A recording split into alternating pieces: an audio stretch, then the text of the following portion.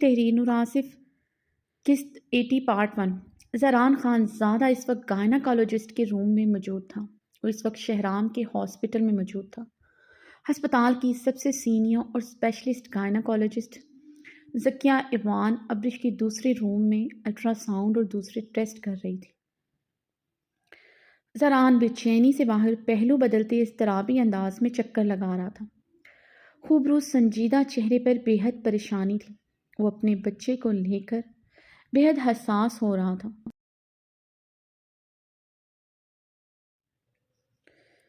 وہ اپنے بچے کو لے کر بہت حساس ہو رہا تھا۔ ابرش کا اس کے بچے کو مارنے کی اٹیمپٹ اسے بے حد تکلیف پہنچا چکی تھی۔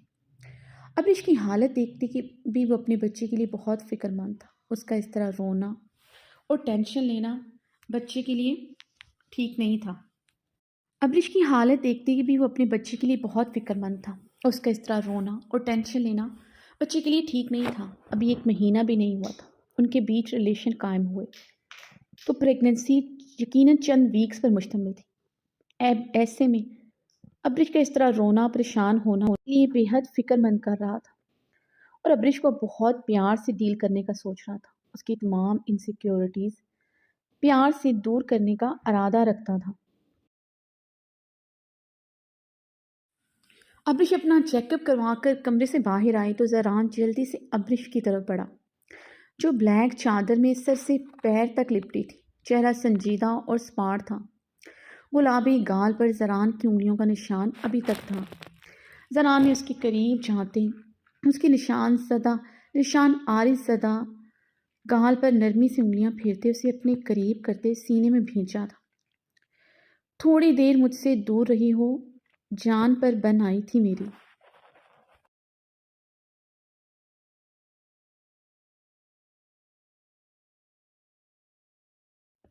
ابرش بچے کے بعد میں تمہارے لیے بہت حساس ہو گیا ہوں۔ یہ بچہ میرے لیے بہت اہمیت رکھتا ہے۔ اسے کبھی تکلیف نہ دینا، چاہے میری جان لے لینا۔ زران خان زادہ نے اسے خود سے الگ کرتے اس کے ماتھے پر اپنے لب نرمی سے رکھتے التجائیہ لہجے میں کہا، جانتی ہوں یہ بچہ ہی تمہارے لیے بہت اہمیت رکھتا ہے۔ اب ہمارے بیچ کا یہ تعلق صرف اس بچے کی وجہ سے ہی تو رہے گا، ورنہ تمہارے دن تو دوسری عورت کے کمرے میں گزرنے لگے ہیں، اب راتیں بھی گزریں گی اور تمہارے پاس تمہاری بے وفائی کا جواب بھی ہوگا کہ تمہیں خود بے وفائی کا حق خدا نے دوسری شادی کے طور پر دیا ہے، اور دوسری شادی کا بھی جواز ہوگا کہ تم نے اپنی مورے سے دوسری شادی کا وعدہ کر کے اپنی جنت بچائی ہے۔ ابرش نے زران کی آنکھوں میں دیکھتے سپاٹ لہجے میں کہا تو زران کا چہرہ پل میں سنجیدہ اور سرخ ہوا تھا۔ ڈاکٹر ذکیہ کمرے سے نکلتے ابرش اور زران کو دیکھتے اپنی کرسی کی طرف بڑھی۔ جی مسٹر زران، ڈاکٹر ذکیہ ایوان نے چیئر پہ بیٹھتے زران اور ابرش کو متوجہ کیا جو ایک دوسرے کو سنجیدہ نگاہوں سے دیکھ رہے تھے۔ سوری ڈاکٹر، میں اپنی خوبصورت بیوی کی خوبصورت باتوں میں اس قدر کھویا ہوا تھا کہ مجھے آپ کے آنے کی خبر نہیں ہوئی۔ زران نے ابرش پر سرد نظر ڈالے، اس کا ہاتھ نرمی سے پکڑے، ڈاکٹر کے سامنے والی چیئر پر ابرش کو بہت احتیاط سے بٹھایا اور خود اس کے ساتھ والی چیئر پر بیٹھا۔ مسٹر زران، آپ کی وائف کو 4 ویک کی پریگننسی ہے، یعنی یہ بہت ارلیئر سٹیج ہے اور کمپلیکیٹڈ بھی۔ حمل بہت ویک ہے۔ ڈاکٹر کی بات پر زران پریشان ہوا تھا۔ کیا مطلب بہت ویک ہے؟ میرے بچے کو کچھ ہوگا تو نہیں؟ زران نے کرسی پر سیدھا ہوتے پریشانی سے پوچھا۔ کچھ بھی نہیں ہوگا اگر یہ اپنا خیال رکھیں گے، سب سے بڑھ کر آپ ان کا خیال رکھیں گے۔ آپ کی وائف مینٹلی ڈسٹرب لگتی ہیں، انہیں یقیناً آپ کی توجہ اور محبت کی سب سے زیادہ ضرورت ہے۔ یہ مینٹلی ڈسٹرب نہ ہو اس کنڈیشن میں اس کنڈیشن میں ایک عورت کو سب سے زیادہ ضرورت اپنے شوہر کی ہوتی ہے، مگر افسوس ہمارے معاشرے کے بہت سے مرد اسی دوران اپنی بیوی کی کنڈیشن کو ٹھیک طرح سمجھ نہیں پاتے اور اسے سب سے زیادہ تکلیف دیتے ہیں۔ جس بچے کے لیے وہ پریشان ہوتے ہیں اس بچے کی ماں کا خیال نہیں رکھ پاتے۔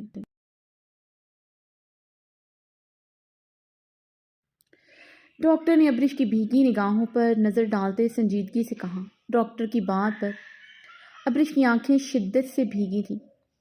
ڈاکٹر ذکیہ نے ابرش کی بھیگی آنکھیں اور اس کے گلابی عارض پر انگلیوں کے نشان پر گہری نظر ڈالی تھی۔ زران خانزادہ شہرام خانزادہ کا بڑا بھائی تھا اور زران کی سنجیدہ اور باروب شخصیت کو دیکھتے وہ واضح الفاظ میں اسے کچھ کہہ نہیں سکی تھی، مگر ابرش کے گال پر واضح انگلیوں کا نشان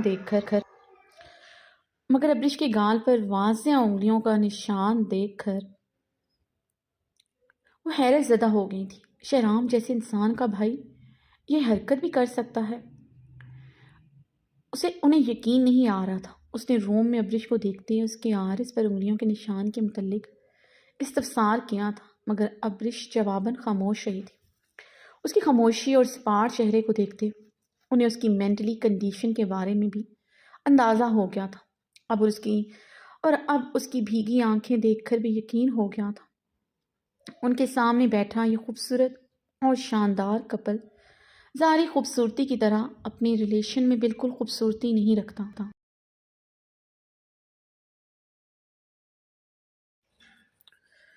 زران نے سنجیدگی سے سخت نظر ابرش پر ڈالی جو سر سپاٹ چہرہ لیے اپنی بھیگی آنکھیں دوپٹے سے رگڑ رہی تھی۔ ڈاکٹر کی بات سے وہ اندازہ لگا چکا تھا۔ ڈاکٹر انڈائریکٹلی اسے سنا رہی ہے۔ ابرش کا محترم سرخ بھیگا چہرہ اشار پر اس کی انگلیوں کا نشان چیخ چیخ کر کہہ رہا تھا وہ ظالم ہے اور اس کی بیوی مظلوم۔ زران خانزادہ کو سمجھ نہیں آ رہا تھا آخر ان دونوں میں سے مظلوم ہے کون؟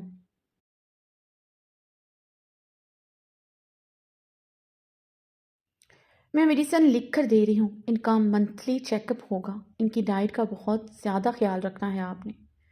ڈاکٹر نے پروفیشنلی انداز میں سنجیدگی سے ہدایت دی۔ اوکے، میں ان کا پورا خیال رکھوں گا، زران نے ابرش کو دیکھتے سنجیدگی سے کہا۔ زران کی بات پر ابرش کے لبوں پر استہزائیہ مسکراہٹ دوڑی تھی۔ زران ابرش کو لیے روم سے باہر آیا ہی تھا کہ شہرام تیز تیز قدموں سے اسے اپنی طرف آتا دکھائی دیا۔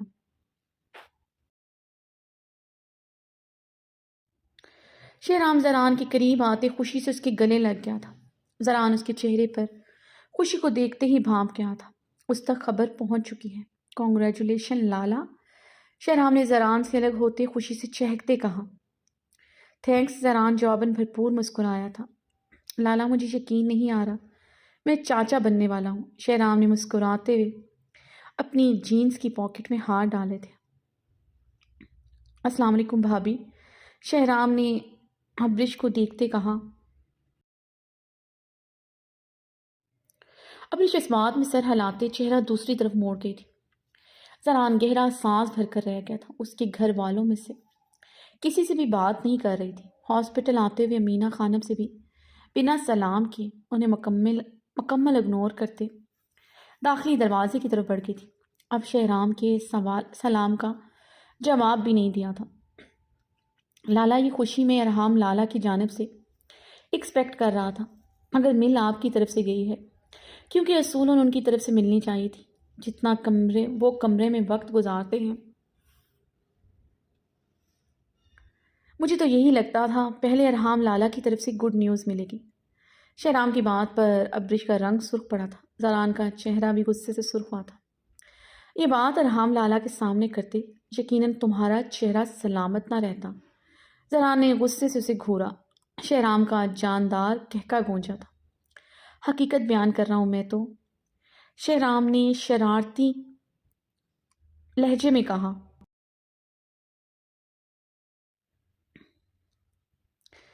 تمہاری طرف سے بھی یہ نیوز مل سکتی تھی، بشرطے کہ تم حویلی میں پائے جاؤ۔ زران نے اسے جواباً شرربار نگاہوں سے گھورا تھا۔ لالا، آپ آئیں، میرے آفس میں آئیں، وہاں بیٹھے، میں بھابھی کے لیے فریش جوس منگواتا ہوں۔ شہرام نے بات بدلتے کہا۔ نہیں شہرام، مجھے حویلی جلدی جانا ہے، مورے انتظار کر رہی ہوں گی، انہیں ابھی کچھ نہیں بتایا، حویلی جا کر انہیں بھی یہ خوشخبری سنانی ہے۔ زران ابرش پر گہری نظر ڈالتے ہوئے بولا۔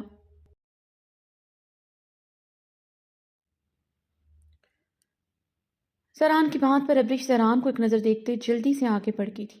زران اس کی پشت کو گھورتا غصے سے اپنے لب بھینچ گیا تھا۔ کیا ہوا لالا؟ آپ اور بھابھی میں سب ٹھیک ہے؟ شہرام نے پریشانی سے کہا۔ ابریش کا سرد سپاٹ چہرہ شہرام کو بھی پریشان کر گیا تھا۔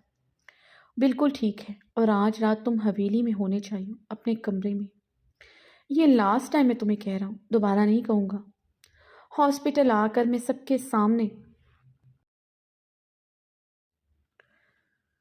تمہارے چہرے کا حشر بگاڑ دوں گا۔ تم بہت بڑے آدمی ہوگے، مگر میرے لیے تم صرف شہرام ہو۔ آئندہ تمہیں یوں حویلی اور اس کے مکینوں سے لاپرواہی برتنا نہ دیکھوں۔ وہاں صرف تمہاری بیوی ہی نہیں، تمہاری مورے اور ایک بہن بھی رہتی ہے، اور مورے کو تمہاری بہت ضرورت ہے۔ زران نے کافی سختی سے کہا۔ جی لالا، جیسے آپ کہیں۔ زران کی باتوں پر شہرام نے اپنی ہلکی گھنی بھیڑ پر ہاتھ پھیرتے سنجیدگی سے کہا تھا۔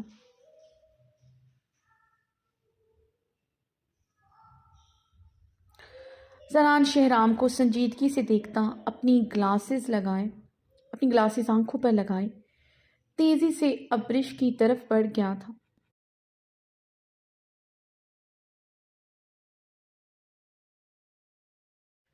اسون سیاہ شلوار قمیض میں ملبوس سیاہ ہی شال کندھوں پر ڈالے سیڑھیاں اترتا نیچے آیا تھا۔ اس وقت لاؤنج میں امینہ خانم، روزینہ خانم، پلوشہ موجود تھی۔ السلام علیکم۔ اسفندیار خان نے سنجیدگی سے سب کو سلام کرتے اپنی رسٹ واچ پر نظریں ڈالی تھی۔ چہرہ سرد اور سنجیدہ، سفید رنگت میں سرخیاں سی گھلی تھیں۔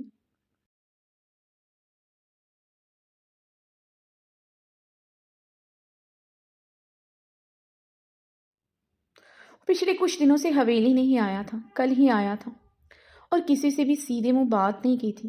اسفند کہاں جا رہے ہو تم؟ زینہ خانم صوفے سے اٹھتے اسفند سے مخاطب ہوئی۔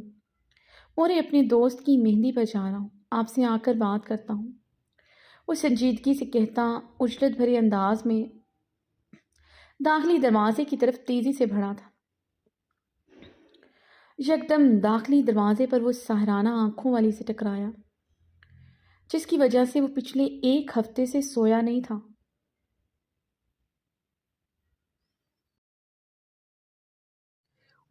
اس کا سب کے سامنے کمرے میں جانے سے انکار پر وہ ابھی تک بڑبڑ جل رہا تھا۔ امیر اسفندیار خان کے چوڑے سینے سے بری طرح ٹکراتے اس کے سینے کا حصہ بنی تھی سیاہ بڑی سی چادر، جس سے اس نے اپنا چہرہ ڈھانپا ہوا تھا، وہ زمین بوس ہوئی تھی۔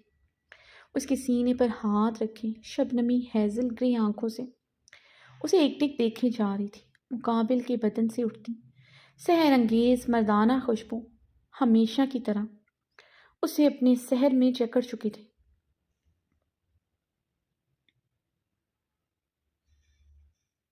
اور یہ نیلی آنکھیں تو جان لیوا عذاب تھی۔ یہ ایک ہفتہ اس نے کیسے گزارا تھا وہی جانتی تھی، کہاں اور کس کے ساتھ ہوگا۔ وہ کانٹوں پر جیسے راتیں گزار رہی تھی۔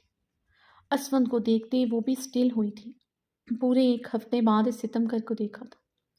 ہیزل گرے آنکھوں میں گہرے شکوے تھے۔ وہ حویلی ہی نہیں آیا تھا۔ اس نے ایک ہفتہ جلتے سلگتے ہوئے گزارا تھا، جیسے پلکے جھپکنے پر ایک خواب کی طرح آنکھوں سے اوجھل ہو جائے گا۔ اس کی ہیزل گرے آنکھوں میں شکوے اور نمی دیکھتے اسفند یار کے جلتے تڑپتے دل پر پھوار سی پڑی تھی۔ اگر بے چین وہ ہو رہا تھا تو مقابل بھی سکون میں نہ تھی۔ اسفند نے گہری نگاہوں سے اسے دیکھا جو سی گرین کلر کی ویلویٹ کی لانگ فراک میں ملبوس تھی، جس کے گلے پر کام ہوا تھا، اور اس پر خوبصورت کامدار دوپٹہ اس نے سینے پر پھیلائے ہوئے کندھوں سے اٹیچ کیا ہوا تھا۔ سنہری لمبے سلکی بال کھلے ہوئے تھے، گلے میں چوکر پہنا ہوا تھا، آنکھوں پر سموکی میک اپ کیا ہوا تھا، ہونٹوں پر نیوڈ لپسٹک لگائے وہ بے تحاشا حسین لگ رہی تھی۔ امیر اسفندیار خان کو ابھی بھی ایک ٹک دیکھے جا رہی تھی۔ سیاہ شلوار قمیض میں بے انتہا مغرور لگ رہا تھا۔ اس کی پرسنالٹی پر سیاہ رنگ بہت جچتا تھا، اور یہ عبیر سے بہتر کون جانتا تھا۔ اس کے بس میں ہوتا تو اس مغرور انسان پر سیاہ رنگ پہننے پر بھی پابندی لگا دیتی، جو اس کے دل میں ہمیشہ کی طرح اس سیال لباس میں گہرے وسوسے جگا چکا تھا۔ عبیر اسفندیار خان کو دیکھتے اس سے علیحدہ ہوئی، مقابل بھی اسے خود سے علیحدہ کر چکا تھا۔ عبیر نے نیچے جھکتے اپنی شال زمین سے اٹھائی تھی، نیچے جھکتے پر اس کے نشیب و فراز نمایاں، جسے دیکھتا اسفند اپنے لب بھیج گیا تھا۔ وہ شال خود پر اچھی طرح اوڑھتے اپنا چہرہ چھپانے لگی۔ اسفند نے اس کی چوڑیوں سے بھری کلائی پکڑتے اپنے کہاں جا رہی ہوں؟ اسفند نے اسے اپنے قریب کرتے سر لہجے میں پوچھا۔ میں اپنی دوست گلالی کی مہندی پر جا رہی ہوں، عبیر نے جواباً سنجیدگی سے کہا۔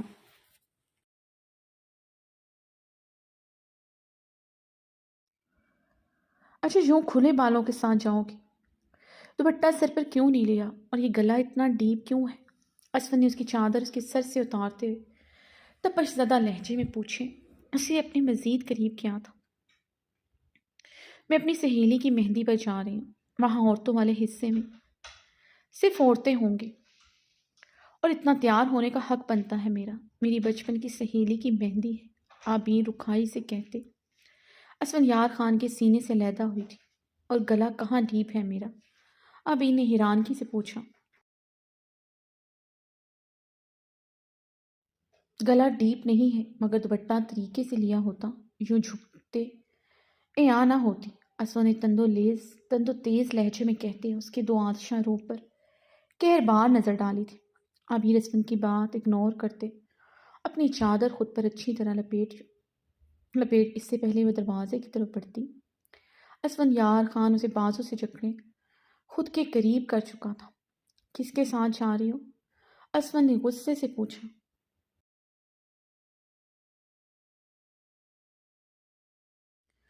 میں لالا کے ساتھ جا رہی ہوں، عبیر نے اسے خود سے دور دھکیلتے اس ماروی رکھائی سے جواب دیا۔ اسفندیار خان کا پارا ہائی ہوا تھا۔ اس سے پہلے وہ کچھ کہتا ذرا داخلی دروازہ کھول کر اندر داخل ہوا۔ اسفندیار خان کے سر سرخ چہرے پر ایک نظر ڈالتے عبیر کی طرف بڑھا۔ بہت خوبصورت لگ رہا ہے میرا بچہ۔ ذرا نے عبیر کی پیشانی پر نرمی سے لب رکھے تھے۔ شکریہ لالا، عبیر نے کہتے اپنی چادر سے اپنا چہرہ ڈھکا اور زران کے حصار میں باہر کی جانب بڑھ گئی تھی۔ مہربان نگاہوں سے زران کی چوڑی پشت کو گھورا تھا۔ اسفندیار خان اور زران اپنے دوست درخزئی کی مہندی پر اکٹھے ہی پہنچے تھے۔ عبیر عورتوں والے حصے کی طرف بڑھ گئی تھی۔ اسفند کی نظروں نے دور تک عبیر کا پیچھا کیا تھا۔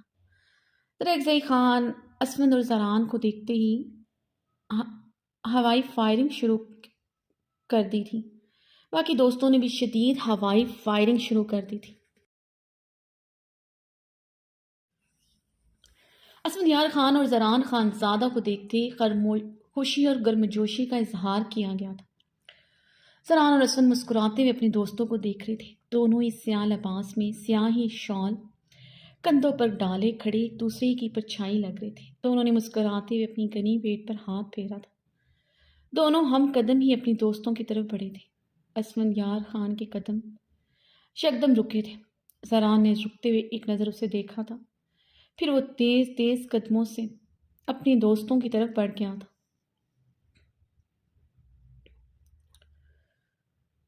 اور اسفندیار خان وہیں پر کھڑا رہ گیا تھا۔ زران خان زادہ نے آگے بڑھتے اپنی جیب سے پسٹل نکالتے ہوائی فائرنگ شروع کر دی تھی۔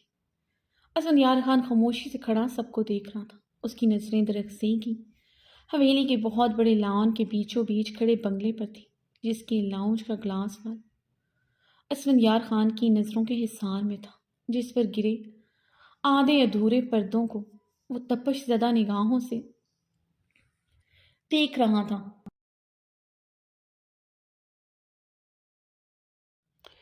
درخزئی اور اس کی فیملی بہت ماڈرن تھی۔ ان میں پردہ تھا مگر ان لوگوں جیسا نہیں تھا۔ عورتوں والی سائڈ پر ان کے گھر کے کچھ مرد آ جا رہے تھے۔ اسفندیار خان کو حویلی سے نکلتے اندازہ نہیں تھا گلالئی درخزئی کی دلہن ہے، ورنہ وہ عبیر کو کبھی یہاں نہ آنے دیتا۔ گلالئی اور درخزئی آپس میں کزن تھے، بچپن سے نکاح ہوا تھا۔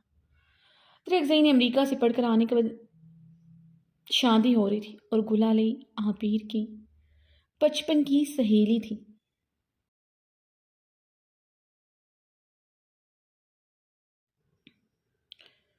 زران کی عبیر کی زندگی میں حد سے زیادہ مداخلت اسفند کو شدید مشتعل کر چکی تھی۔ زران خان زادہ خود ابرش کے لیے کتنا پوزیسو تھا، سب جانتے تھے۔ کتنے مہینوں سے ابرش ایک مرتبہ بھی اس کے سامنے نہیں آئی تھی، اسے دیکھتے ہی الٹے قدموں پلٹ جاتی تھی۔ یقیناً زران نے اسے سختی سے منع کر رکھا تھا۔ اس دن لڑائی میں بھی ابرش کو زران نے سرد نظروں سے گھورتے اپنے قریب نہیں آنے دیا تھا۔ وہ اسی ٹائم سمجھ گیا تھا زران نہیں چاہتا تھا غلطی سے بھی اس کی نظر ابرش پر پڑے۔ یہ بات اسفندیار خان کے لیے تکلیف کا باعث بھی تھی۔ دشمنی اپنی جگہ، مگر وہ مر کر بھی کبھی کسی کی عزت پر بری نگاہ نہیں ڈال سکتا تھا۔ مگر زران آج تک ابرش کی سے نکاح کرنے والی اس کی بات بھولا نہیں تھا، اور زران اس کی بیوی کو لے کر وہ خود فیصلے کرتا تھا جو اسفندیار خان کا خون بھڑکا دیتے تھے۔ عابیر پر کسی کا بھی حق برداشت نہیں ہوتا تھا۔ اسفند ایک طرف کھڑا اپنے دوستوں کو دیکھ رہا تھا۔ وہ لوگ زران خان زادہ کے آنے پر بے تحاشا خوش تھے۔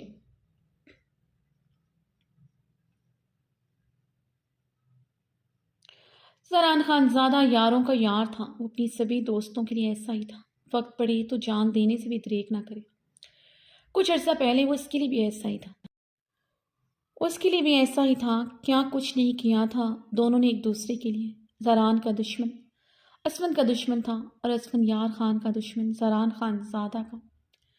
آج زندگی کس موڑ پر لے آئی تھی کہ وہ دونوں ایک دوسرے کی ہی دشمن بن بیٹھے تھے۔ زران صرف اپنے دوستوں کے لیے ہی نہیں بلکہ اپنے ہر رشتے کے لیے ایسا ہی تھا۔ وہ ہر رشتے پر جان دیتا تھا۔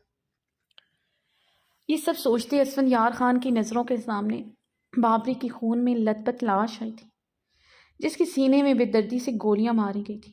کیا شہرام کو اس نے جان سے مارا ہوتا تو زران یہ بھول جاتا؟ اس کے دل نے ہمیشہ کی طرح اس سے کئی سوال کیے، اور آج بھی وہ اپنے ہی سوالوں کے جواب خود ہی دے رہا تھا۔ یقیناً جب تک زران اسے جان سے نہ مار ڈالتا وہ چین سے نہ بیٹھتا۔ پھر وہ کیسے اپنے بھائی کی موت بھول سکتا ہے؟ وجہ جو بھی ہے، اس نے اپنے جوان بھائی کو اپنے ہی ہاتھوں سے قبر میں اتارا تھا۔ کیسے وہ بھول سکتا ہے؟ کیسے زران خان زادہ کی جان سے پیاری بہن اسے جان سے پیاری ہو سکتی ہے؟ اسفندیار خان اپنی گھنی پیٹ پر ہاتھ پھیرتے زران خان زادہ کو دیکھ رہا تھا، جو بہت خوش دکھائی دے رہا تھا۔ خوشی اس کے انگ انگ سے پھوٹ رہی تھی۔ اسفند حیرانگی سے زران کو دیکھ رہا تھا، جس کے چمکتے چہرے پر ایک عجب سی خوشی تھی۔ اسفند نے الجھن بھری نگاہوں سے اسے اتنا خوش دیکھا تھا۔ وہ آخر اتنا خوش کیوں تھا؟ وہ سمجھ نہیں پا رہا تھا۔ یہ خوشی درخسئی کی مہندی کی وجہ نہیں ہو سکتی تھی۔ زران آج اتنا خوش کیوں ہے؟ اسفند نے اپنی گھنی پیٹ پر ہاتھ پھیرتے سوچا۔ اسفندیار خان درخسئی خان اسفندیار خان کو اونچی آواز میں پکارتے اس کی طرف بڑھا تھا۔ تم ادھر کیا کر رہے ہو؟ کیا امریکہ میں رہ کر تم بندوق چلانا بھول چکے ہو؟ درخسئی نے اسفندیار خان کے قریب آتے اسے پسٹل پکڑائی۔ اسفندیار خان نے مسکراتے ہوئے پسٹل پکڑی تھی۔ مجھے بندوق بھی پکڑنا آتی ہے اور اسے چلانا بھی بخوبی آتی ہے۔ انفیکٹ میرا نشانہ آج تک نہیں چونکا۔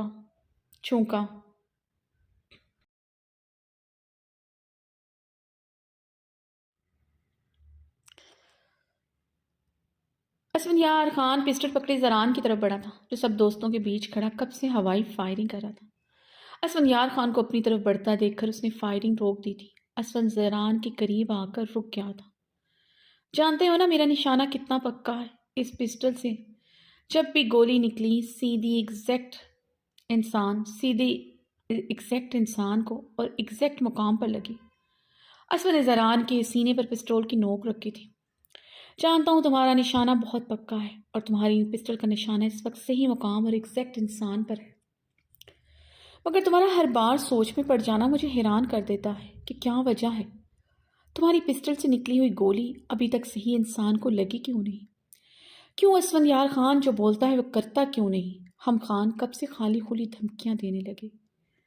جو جی میں آتا ہے کر دیتے ہیں، اور یہ پسٹل تو بنی ہی اس لیے ہے اس کی گولیاں اپنے دشمن کے سینے پر ایگزیکٹ مقام پر اتار دی جائیں۔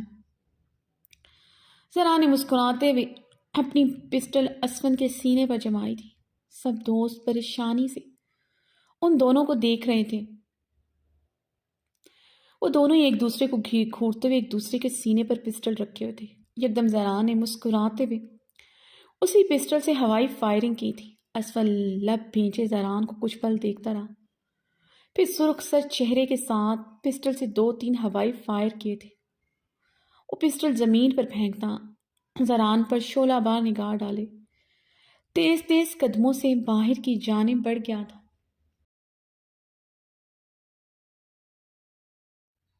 وہاں کھڑے سب حیرانگی سے اسفندیار خان کی چوڑی پشت کو گھور رہے تھے، جو اپنی شال گلے میں جھٹکتے اپنے بھاری قدموں سے باہر کی طرف بڑھ رہا تھا۔ درخسئی اسفندیار خان کی طرف بڑھا تھا، مگر زران خان زادہ کی ہوائی فائرنگ کی سنتے وہ اس کی طرف بڑھ گیا۔ درخسئی نے مسکراتے ہوئے اپنی پسٹل سے ہوائی فائرنگ کرتے ہوئے زران خان زادہ کو گلے سے لگایا تھا۔ حور وائٹ جینس پر یلو کلر کی بےحد شارٹ فراک پہنے ہوئے تھی، جس کے متناسب سراپے پر ہمیشہ کی طرح قیامت ڈھا رہا تھا۔ لمبے سلکی بال کمر پر جھول رہے تھے۔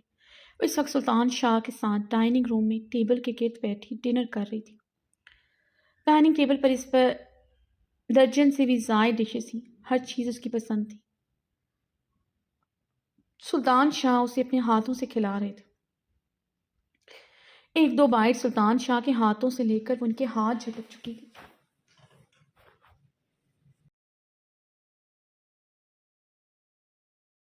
میں کھا لوں گی پاپا، ان 6 ماہ میں مجھے عادت ہوگی ہے خود سے کھانے کی، حور نے اسمارٹ لہجے میں کہا۔ ان 6 ماہ میں تمہیں ارحام نے کبھی خود سے کھانا نہیں کھلایا؟ سلطان شاہ نے اس کی تاثرات کو بغور دیکھتے ہوئے وہ سوال پوچھا جو انہیں کافی بے چین کیا ہوا تھا۔ وہ رات ارحام خانزادہ کو حور کے کمرے میں جانے کی اجازت دے کر بھی بے چین رہے تھے کہ ارحام خانزادہ کی طرح حور بھی ارحام کے لیے محبت رکھتی ہے۔ ارحام خانزادہ کی باتوں سے اور حور کا ان 6 ماہ میں ان سے رابطہ نہ کرنے پر انہیں لگ رہا تھا حور بھی ارحام خانزادہ سے محبت کرتی ہے، ورنہ وہ صرف اس بات سے کیسے ان سے 6 ماہ تک روٹھ سکتی ہے کہ انہوں نے اس سے مہر ماں کا، اس کی ماں کا ہونا چھپایا تھا۔ وہ غم و غصے میں گھر چھوڑ کر چلے گئی، مگر ان 6 ماہ میں اسے کس وجہ نے روکے رکھا جو اس نے ایک بار بھی ان سے رابطہ نہیں کیا؟ ارحام خانزادہ میرا شوہر ہے، باپ نہیں جو میرے نخرے اٹھاتا۔ آپ بھی اپنی بیٹی کے اتنے نخرے اٹھاتے ہیں، کیا کبھی اپنی بیوی کے اٹھائے؟ میری ماں مہر ماں کے اٹھائے؟ کبھی اس کی تکلیف پر تڑپے؟ حور نے چیئر پر اٹھتے ٹیبل پر پڑا گلاس اٹھا کر زمین پر پھینکتے ہوئے چیختے ہوئے سوال کیا۔ گلاس چکنا چور ہوتا فرش پر جا گرا تھا۔ سلطان شاہ تڑپ کر چیئر سے اٹھتے حور کی طرف بڑھتے، اس کے ہاتھ کو پکڑ کر تڑپتے ہوئے اپنی آنکھوں پر لگا گئے۔ شکر ہے تمہیں چوٹ نہیں لگی۔ سلطان شاہ نے حور کا ہاتھ تھامے تڑپتے ہوئے کہا، پاپا گلاس میں نے زمین پر مار کر توڑا ہے، مجھے چوٹ کیسے لگ سکتی تھی؟ مگر پھر بھی آپ تڑپ اٹھے۔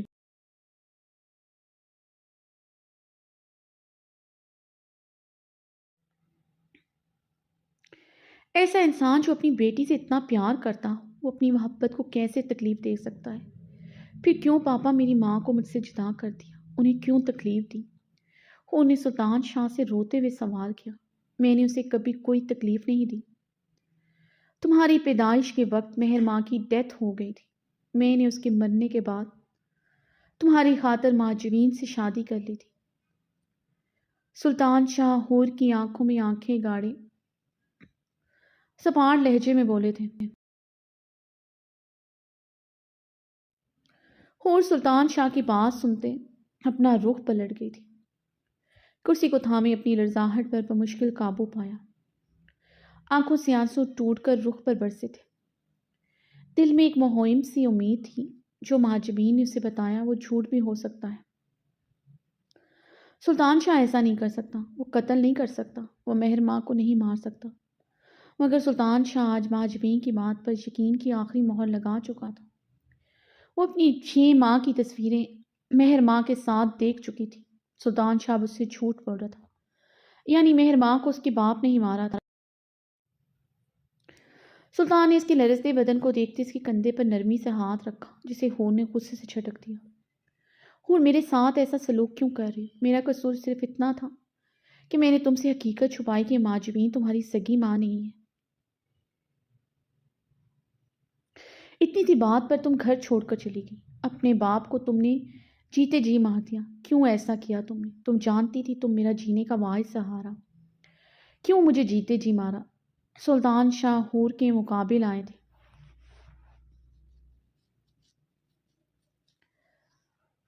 پاپا، آپ کے جھوٹ نے مجھے مجبور کیا، آپ کے جھوٹ نے مجھے گھر چھوڑنے پر مجبور کیا۔ آپ نے میری ماں کی حقیقت سے بے خبر نہیں رکھا، آپ نے مجھ سے ہمیشہ جھوٹ بولا، آپ آج بھی جھوٹ بول رہے ہیں۔ ہور نے چیختے ہوئے اپنے بال مٹھیوں میں جکڑے تھے، اور وہ اسے پکارتے تڑپ کر اس کی طرف بڑھے۔ کہاں دیکھا تھا اسے ایسے چیختے، بری طرح روتے ہوئے۔ ہور ان کے ہاتھ بڑھانے پر کئی قدم پیچھے ہوئی تھی۔ اور کیا جاننا چاہتی ہیں ارحام خانزادہ کا میرے ساتھ کیا سلوک تھا؟ کل سے یہی پوچھنا چاہ رہے ہیں مجھ سے کہ کبھی اس نے مجھ سے برا سلوک تو نہیں کیا؟ آپ یہ سوال مجھ سے پوچھنے کے بجائے خود سے پوچھیں، کیونکہ انسان کا بویا ہمیشہ اس کی اولاد کاٹتی اور روتے ہوئے چیخی تھی۔ کیا مطلب ہے؟ ارحام نے تمہیں کبھی تکلیف دی ہے؟ اس نے تمہیں ہرٹ کیا ہے؟ سلطان شاہ نے ہور کا بازو جکڑے تڑپتے ہوئے اسے اپنے مقابل کرتے ہوئے گرجتے ہوئے پوچھا تھا۔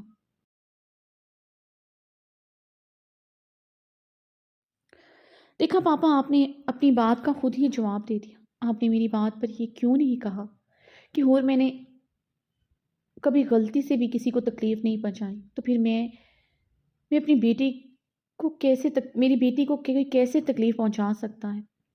اگر آپ نے تو تڑپتے ہوئے ارحام خانزادہ کے ظلم کے بارے میں مجھ سے سوال کر ڈالا۔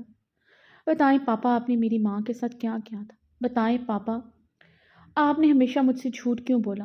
بتائیں پاپا، آپ نے ماں جبین کو اپنانے کے بعد بھی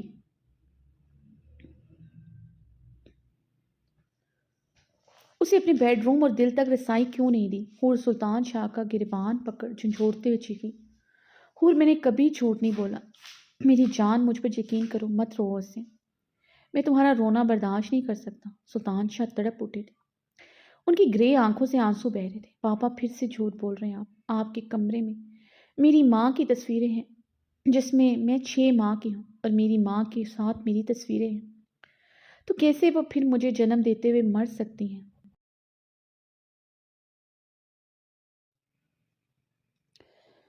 کیا چھپا رہے ہیں پاپا؟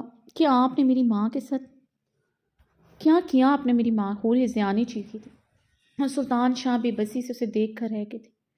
انہیں ماں جبین نے بتایا تھا ہور نے کمرے میں مہر ماں کی تصویریں دیکھی تھی، مگر وہ یہ بات اس وقت بھول گئے تھے۔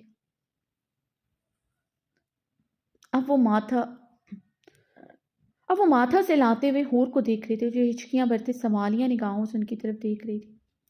ہور، میرا یقین کرو، میں نے تمہاری ماں کے ساتھ کبھی کچھ غلط نہیں کیا۔ وہ مجھے اور تمہیں گھر چھوڑ کر چلی گئی تھی، تم ہرٹ نہ ہو اس لیے تم سے حقیقت چھپائیں۔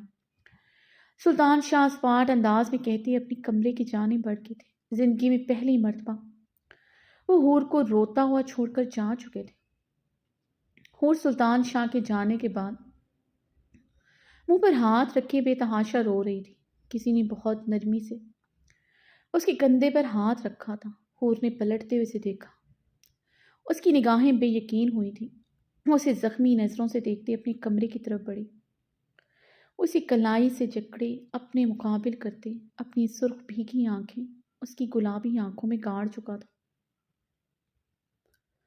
سران رات کے واپس آیا تو ابرش بیڈ کراؤن کے ساتھ ٹیک لگائے آنکھیں مودے بیٹھی ہوئی تھی۔ وہ صبح والی ڈریس میں ملبوس تھی، بلکہ گل والی بلیک فراک میں ملبوس تھی۔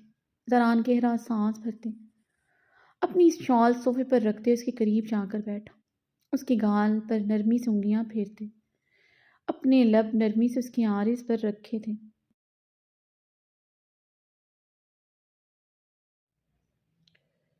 ابرش نے آنکھیں کھولتے ہوئے اسے خالی خالی نظروں سے دیکھا تھا۔ سوئی کیوں نہیں ابھی تک؟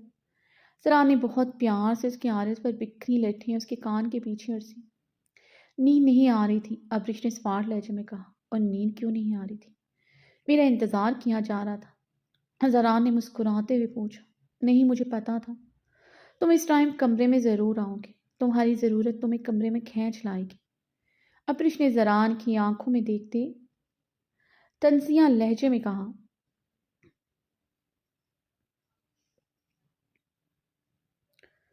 ابرش کی بات کا مطلب سمجھتے زران کے لب بھینچے تھے، مگر وہ اپنی آئی برو انگلی سے مسلتے خود پر قابو پا گیا تھا۔ تو اس سے یہی ثابت ہوتا ہے میری ضرورت صرف میری بیوی پورا کر سکتی ہے، تو پھر صبح مجھ پر الزام کیوں لگائے جا رہے تھے؟ زران نے اس کی گلابی لبوں پر نرمی سے انگوٹھا پھیرتے سنجیدگی سے استفسار کیا، اسی ثبوت پر جو تمہاری شال پر موجود تھا۔ ابرش نے اس کا ہاتھ جھٹکتے جو ابن سسکی بھرتے ہوئے کہا، بعض اوقات وہ سچ نہیں ہوتا ابرش جو دکھائی دیا جائے۔ تم ہمیشہ اسی بات پر یقین کرتی ہو جو تم دیکھتی ہو یا پھر تم دیکھنا چاہتی ہو۔ زران نے اس کی سسکنے پر لب بھینچے کہا، اور جو میں نے اپنے کانوں سے سنا اس کے بارے میں کیا کہو گے؟ ابرش نے اب کی بار روتے ہوئے کہا تھا، کیا سنا ہے تم نے؟ مجھے بھی پتا چلے۔ زران نے سنجیدگی سے پوچھا، تم کل اپنی مورے سے دوسری شادی کا وعدہ کر چکے ہو، انہیں یقین دلا چکے ہو کہ تم پلوشاں سے دوسری شادی کرو گے، پھر بھی تم مجھے پاگل کہتے ہو، مجھ سے امید رکھتے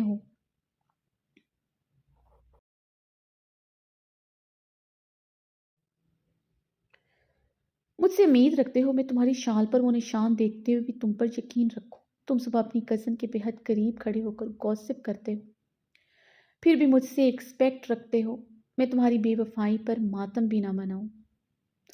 ابرش ہذیانی چیخی تھی۔ زران نے اب کی بار پریشانی سے اپنی انگلیوں سے ماتھا سہلایا تھا۔ ابرش کی ایٹیٹیوڈ کی وجہ اسے اب سمجھ آئی تھی۔ امینہ خانم سے جھوٹا وعدہ کرنے پر وہ پچھتا رہا تھا۔ اسے اپنی غلطی کا شد و مت سے احساس ہوا تھا۔ اسے جھوٹا وعدہ نہیں کرنا چاہیے تھا۔ ابرش میں سب کچھ کلیئر کرتا ہوں، تم تحمل سے میری بات سنو۔ زران نے اس کے آرے سے بہتے آنسو نرمی سے اپنی انگلیوں پر چنتے اس کے ہاتھ نرمی سے پکڑے۔ میں نے وہ وعدہ جھوٹا کیا تھا۔ مورے کا بی پی بہت ہائی تھا۔ حور بھابھی کے جانے کے بعد وہ بہت ڈپریسڈ تھی۔ انہوں نے مجھے پلوشاں سے شادی کرنے پر مجبور کیا۔ مجھے اس وقت جو مناسب لگا میں نے وہ کیا۔ اگر مورے سے میں بحث کرتا، انہیں کچھ بھی کہتا، وہ کبھی نہ سمجھتی، بلکہ ان کی طبیعت مزید بگڑ جاتی۔ میرا پلوشاں سے شادی کرنے کا کوئی ارادہ نہیں ہے۔ میں اپنی اتنی خوبصورت بیوی کا دل دکھانے کا کبھی سوچ بھی نہیں سکتا۔ زران نے اس کا چہرہ تھامتے اس کی گلابی لبوں پر نرمی سے اپنے لب رکھے تھے، اور اب تمہیں یہ بچہ جھوٹ بولنے پر مجبور کر رہے۔ جس طرح کل تم اپنی مورے کو بہلا رہے تھے، اس طرح آج مجھے بہلا رہے ہو۔ کیوں کیا زران تم نے جھوٹا وعدہ؟ کیوں نہیں کہا کہ تم صرف مجھ سے محبت کرتے ہو؟ تم مجبور مرد تو نہیں ہو۔ اس حویلی میں تمہاری چلتی ہے، تم سردار ہو۔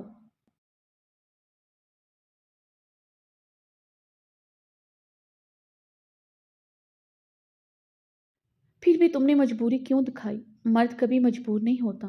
ابرش نے سسکی لی تھی۔ ہوتا ہے مجبور، مرد بھی مجبور ہوتا ہے۔ اپنے جان سے پیارے رشتوں کے آگے وہ بھی مجبور ہو جاتا ہے۔ زران نے گہرا سانس بھرتے کہا، نہیں زران، تم مجبور نہیں تھے، تمہارے دل میں چھوڑ تھا زران۔ تم یہاں کے مردوں کی طرح دو دو شادیاں کرنا چاہتے ہو۔ میرا وجود تمہارے لیے کوئی معنی نہیں رکھتا۔ ایک ماہ میں ہی تمہارا دل مجھ سے بھر چکا ہے۔ ابرش چٹکتے ہوئے بے بسی سے بولی۔ زران نے اس کے ہاتھ نرمی سے تھامے ان پر لب رکھے۔ میرا دل تم سے کبھی نہیں بھر سکتا۔ کیا تمہیں میری جنونیت شدتوں میں کمی لگتی ہے جو تم ایسے کہہ رہی ہو؟ زران نے قریب ہوتے اس کی گردن پر اپنی انگلی ٹریس کی جو کل کی اس کی شدتوں سے جامنی ہوئی تھی۔ زران نے اس کی گردن پر اپنے دہکتے لب رکھے۔ پلوشاں کو بہت جلد اس کے گھر بھیج دوں گا، کچھ عرصہ برداشت کر لو۔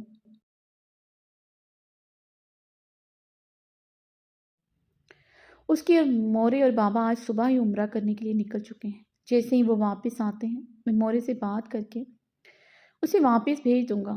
زران نے نرمی سے ٹھوری پکڑے اسے یقین دلایا تھا۔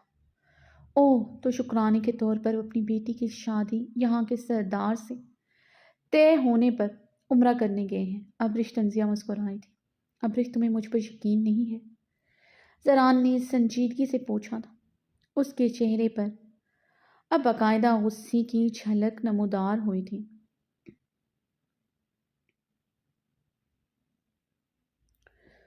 وہ اپنی فطرت کے خلاف جا کر کب سے ابرش کو وضاحتیں دے رہا تھا، مگر وہ جیسے کچھ سمجھنا ہی نہیں چاہتی تھی۔ مجھے اپنی قسمت پر یقین نہیں، ابرش جواباً تلخی سے بولتے بیڈ پر لیٹتے رخ پلٹ گئی تھی۔ اپنی سائیڈ کا لیمپ بھی آف کر چکی تھی۔ زہرا نے جھنجھلاتے ہوئے اپنی گردن رب کی۔ اسے سے اپنی شرٹ کے اوپر والے 2 بٹن کھولتے ابرش کو دیکھا جو اس کی طرف رخ پلٹے ہوئے تھے۔ وہ کچھ دیر تک ابرش کی پشت کو گھورتا رہا، پھر گہرا سانس بھرتے اس کے قریب ہوا تھا۔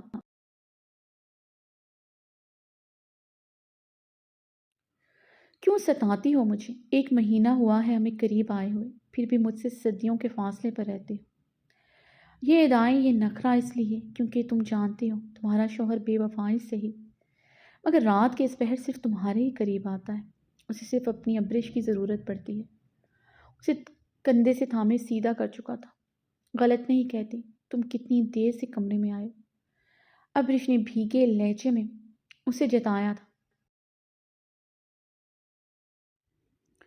اس کے شکوے پر زران کے لبوں پر مبہم سی مسکراہٹ دوڑی تھی۔ اس سے شدید محبت کرتی تھی۔ اس کے ہر انداز سے ظاہر ہوتا تھا وہ اس کے لیے بے انتہا پوزیسو اس کے لیے اس کا بے انتہا پوزیسو ہونا بھی اس کی شدت کو ظاہر کر رہا تھا۔ کل سے اس کے چہرے پر ویرانیاں اور زردیاں گھل چکی تھی۔ عابیر کو اپنی سہیلی کی مہندی پر جانا تھا اور میرے دوست کی بھی مہندی تھی۔ اب تم بتاؤ، عابیر کو اکیلا تو نہیں بھیج سکتا تھا؟ تمہارے سامنے کتنے فون آئے تھے درد سے ہی تھے، تمہیں کھانا کھلا کر، میڈیسن دے کر گیا تھا، تمہاری اجازت سے ہی گیا تھا، بلکہ تم نے کتنے طنز کے تیر چلائے تھے، تمہاری جلی کٹی باتیں سن کر ہی اس کمرے سے کیا تھا۔ زرا نے اس کے شکوے پر مسکراتے ہوئے اس کی ناک کی ٹپ پر نرمی سے لب رکھے تھے۔ ثابت ہوتا ہے میں تمہاری پرائرٹیز میں سب سے آخر میں آتی ہوں۔ آج اس بچے کی وجہ سے تم نے مجھے مارجن دے دیا، ورنہ تم اس کمرے سے باہر رہنا اپنی مردانگی سمجھتے ہو۔ سب کو بتانا بھی تو ضروری ہے، تمہاری بیوی تمہارے لیے کوئی اہمیت نہیں رکھتی۔ ابرش نے اسے خود سے دور تک کھیلتے کہا۔ تم میری پرائرٹیز میں سب سے اوپر ہو، یہ ثابت کرنے کے لیے کیا کرنا پڑے گا؟ زرا نے خود پر کب قابو پاتے سب سے پوچھا۔ اس کا بار بار خود سے دور تک کھیلنا اسے غصے میں مبتلا کر رہا تھا۔ یہ ثابت کرنے کی ضرورت نہیں پڑتی زران، یہ تو دل سے محسوس کیا جاتا ہے۔ تمہارا رویہ مجھے سمجھاتا ہے میں تمہارے لیے کوئی اہمیت نہیں رکھتی، مگر پھر بھی تم ثابت کرنا چاہتے ہو تو مجھے تم سے کچھ چاہیے۔ ابرش اسے پیچھے کرتے ہوئے اٹھ کر بیٹھے تھے۔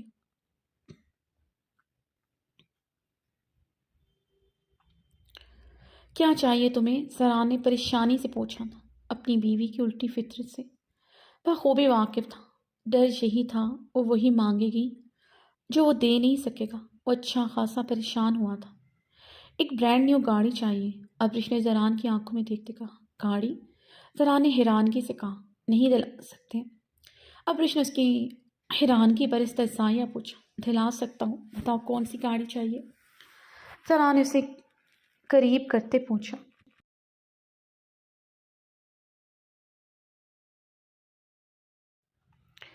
سب سے مہنگی گاڑی چاہیے، اتنی مہنگی ہو حویلی میں کسی کے پاس نہ ہو۔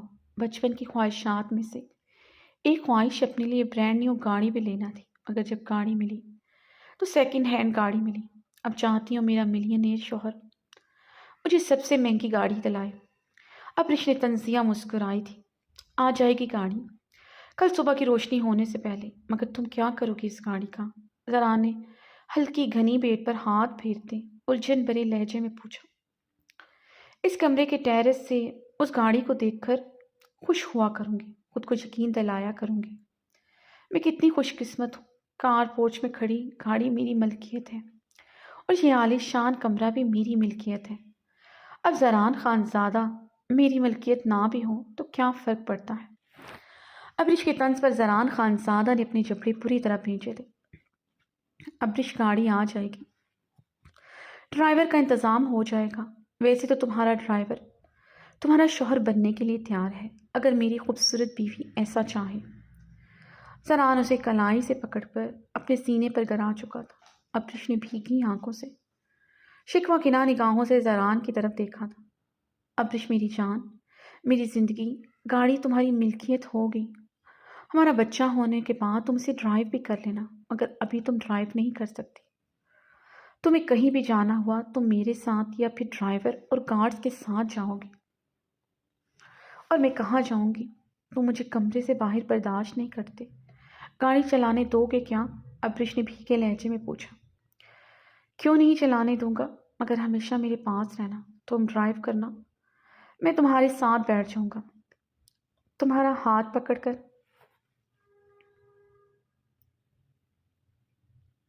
زران نے پیار سے اسے مزید قریب کرتے اس کے عارض پر لب رکھے۔ ہاتھ پکڑو گے تو گاڑی کیسے چلاؤں گی؟ ابرش کی آواز مزید بھیگی تھی۔ تو پھر مجھے چلانے دینا، کیونکہ میں تمہارا ہاتھ پکڑ کر گاڑی چلا سکتا ہوں، زران نے مسکراتے ہوئے کہا۔ ابرش کی آنکھوں سے گرم سیال بہا تھا۔ زران اس کے رونے پر سرد سانس کھینچ گیا تھا۔ ابرش میرا یقین کرو، میرا پلوشا سے کوئی تعلق نہیں ہے۔ شال پر لپسٹک کا نشان اس کے مجھ سے ٹکرانے پر لگا تھا۔ ہم نیچے لاؤنج میں کھڑے باتیں کر رہے تھے، مگر تم نے باتیں نہیں سنی۔ میں اسے سخت الفاظ میں خود سے دور رہنے کا کہہ رہا تھا۔ پلیز میری اور اپنی زندگی مزید مشکل نہ بناؤ۔ یہ بچہ تمہارا میرا نہیں بلکہ ہمارا ہے، ہماری محبت کی نشانی۔ وعدہ کرو تم اسے کبھی نقصان نہیں پہنچاؤ گی۔ زران نے ابرش کی گال پر نرمی سے انگلیاں پھیرتے کہا۔ ابرش نے بھیگی آنکھوں سے دیکھتے اسبات میں سر ہلایا تھا۔ زران نے مسکراتے اسے خود میں بھیجا۔ اس نے اب کی بار اسے خود سے دور نہیں کیا تھا۔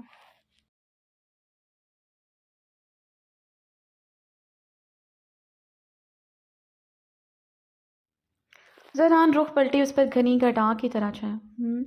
اب اچھی بیویوں کی طرح خود کو میرے حوالے کرو تاکہ میں تمہیں پریکٹیکل بتا سکوں کہ میں تم سے کتنی محبت کرتا ہوں۔ زران نے اس کی ٹھوری پر نرمی سے اپنے لب رکھتے خمار آلود لہجے میں کہا، اس کی گردن کو دیوانہ وار چومتے، اس کی بدن کی نازکی کو اپنے لبوں سے محسوس کرتے، اس کے پیٹ پر آیا تھا۔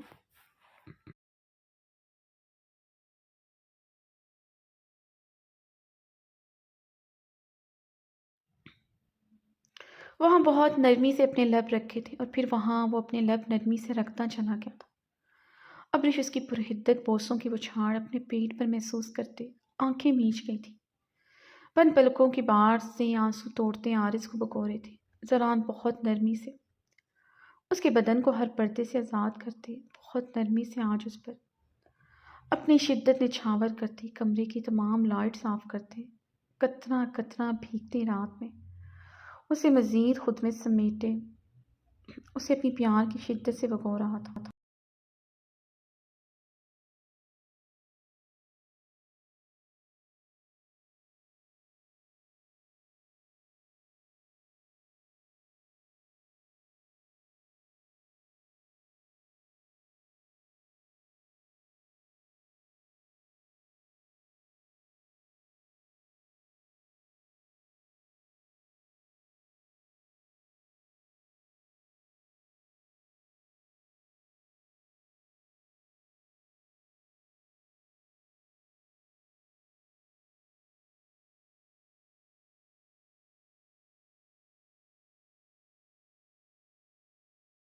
وہ ہور خود کو ساحر خان کی گرفت سے چھڑواتے غصے سے کر آئی، اتنی دور چلی گئی ہوں مجھ سے، میری ذرا سے چھونے پر مجھ سے ایسے سوال کرو گی؟ وہ کرب کی کیفیت میں بولا تھا۔ اس کے بازو پر ابھی بھی اس کی گرفت مضبوط تھی۔ میرے تمہارے بیچ نہ کل ایسا رشتہ تھا کہ تم مجھے چھو سکو، نہ آج ایسا کوئی رشتہ ہے کہ تم میرے قریب آ سکو، اور اب تو بالکل بھی نہیں رکھتے، کیونکہ تمہارے سامنے حور سلطان شاہ نہیں، حور ارحام خانزادہ کھڑی ہے، اور تم بھی خانزادہ ہو۔ جانتے ہوگے اپنی عزت پر بری نظر ڈالنے والوں کی وہ آنکھیں نکال دیتے ہیں۔ حور نے اپنا بازو جھٹکے سے چھڑوایا۔ جو اس نے خود ہی چھوڑ دیا تھا۔ سب سرخ آنکھوں میں پہلے سے بھی زیادہ پانی جمع ہوا تھا۔ بری نظر، وہ یہ لفظ زیر لب دہراتا کرب سے ہنسا تھا۔ ہاں، بری نظر، جن نظروں سے تم مجھے دیکھتے ہو، اگر ارحام خان زادہ دیکھ لے تو تمہاری جان لمحوں میں لے لے، تمہاری جان لے کر بھی اسے سکون نہ آئے، یقین مانو۔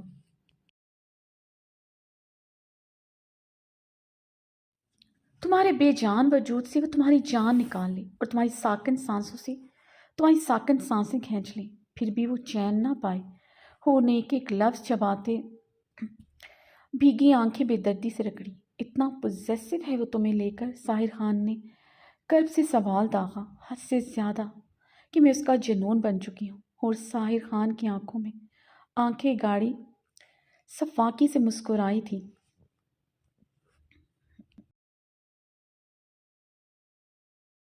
شفاق پن پر وہ مسکرایا تھا۔ جنون اور عشق میں فرق ہوتا ہے۔ وہ مجھ جیسا، میں تو میں تم سے عشق صرف میں ہی کر سکتا ہوں، وہ مجھ جیسا عشق نہیں کر سکتا۔ ساحر خان اسے کسی کا جنون سن کر جیسے پاگل ہوا تھا۔ پاگل تو وہ ویسے بھی ہو چکا تھا۔ 2 دن سے وہ سویا نہیں تھا، کپڑے نہیں بدلے تھے، کھانا نہیں کھایا تھا۔ وہ کوئی اجڑا فقیر لگ رہا تھا۔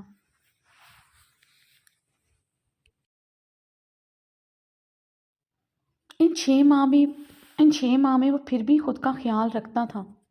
ہور اس کے پاس کبھی تو آئے گی۔ وہ ہور کے لیے زندہ رہا تھا، وہ کسی اور کی ہو چکی تھی۔ اب وہ زندہ رہ کر کرتا بھی کیا؟ آتی جاتی سانسوں کی روانی کا تعلق تھا جو لگتا تھا کسی بھی پل ٹوٹ جائے گا۔ جس دن تم مجھے چھوڑا تھا مجھے لگا تھا میں بھی مر گئی ہوں، مگر دیکھو آج بھی زندہ ہوں۔ اب یہ مت سمجھنا تم نے مجھے چھوڑا تو میں تمہاری محبت میں مرنے والی ہو گئی۔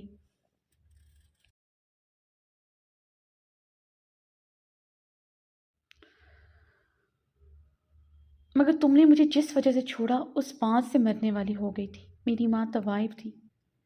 اس حقیقت کے جاننے کے بعد تمہاری محبت مر گئی میرے لیے۔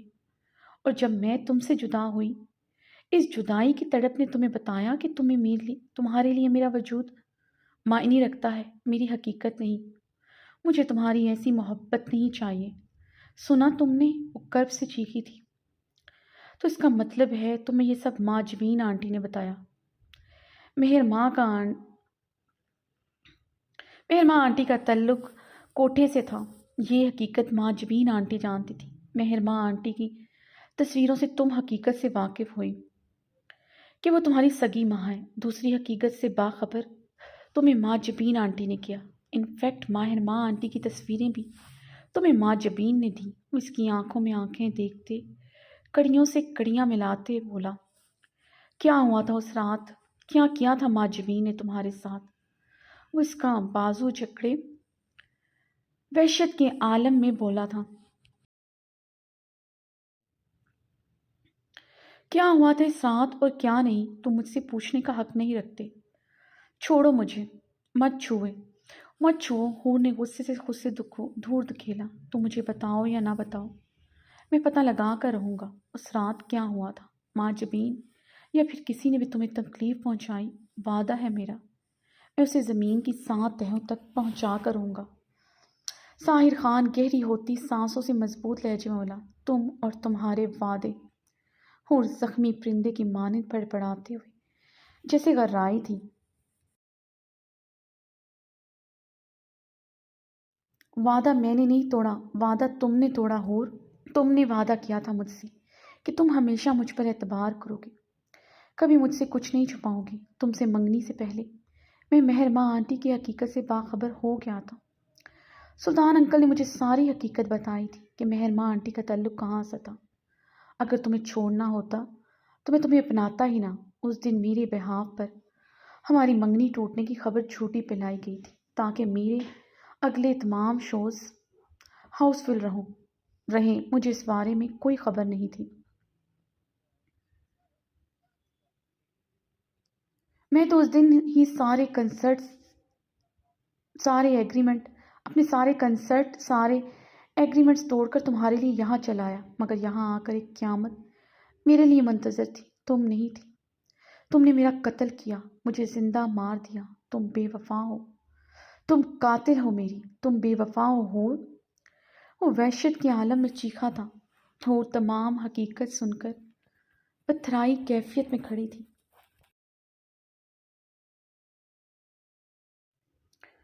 مگر پھر بھی ساحر خان زادہ تمہیں کبھی نہیں چھوڑے گا۔ جس نے تمہارے ساتھ جو کیا اس کا حساب اسے دینا پڑے گا۔ ساحر خان اسے دونوں بازوں سے جکڑے مضبوط لہجے میں بولا تھا، اور پھر اسے چھوڑتا لمبے لمبے ڈگ بھرتا وہاں سے چلا گیا۔ عابیر اپنی سہیلی گلالئی کی مہندی سے واپسی پر اپنے کمرے میں داخل ہوئی۔ کمرے میں نیم اندھیرا چھایا ہوا تھا۔ کمرے میں پھیلی مہک کو محسوس کرتے عابیر کی سانسیں تھم سی گئی تھیں۔ عابیر دروازہ بند کرتے گہرے سانس لیتے دروازے کے ساتھ ٹیک لگائے اپنی آنکھیں موند چکی تھی۔ جب سے وہ اسفند یار خان سے ٹکرائی تھی تب سے ہی اسے یہ جان لیوا خوشبو اپنے روم روم سے آتی محسوس ہو رہی تھی۔ یہ خوشبو تو جیسے اس کی سانسوں میں گھل چکی تھی۔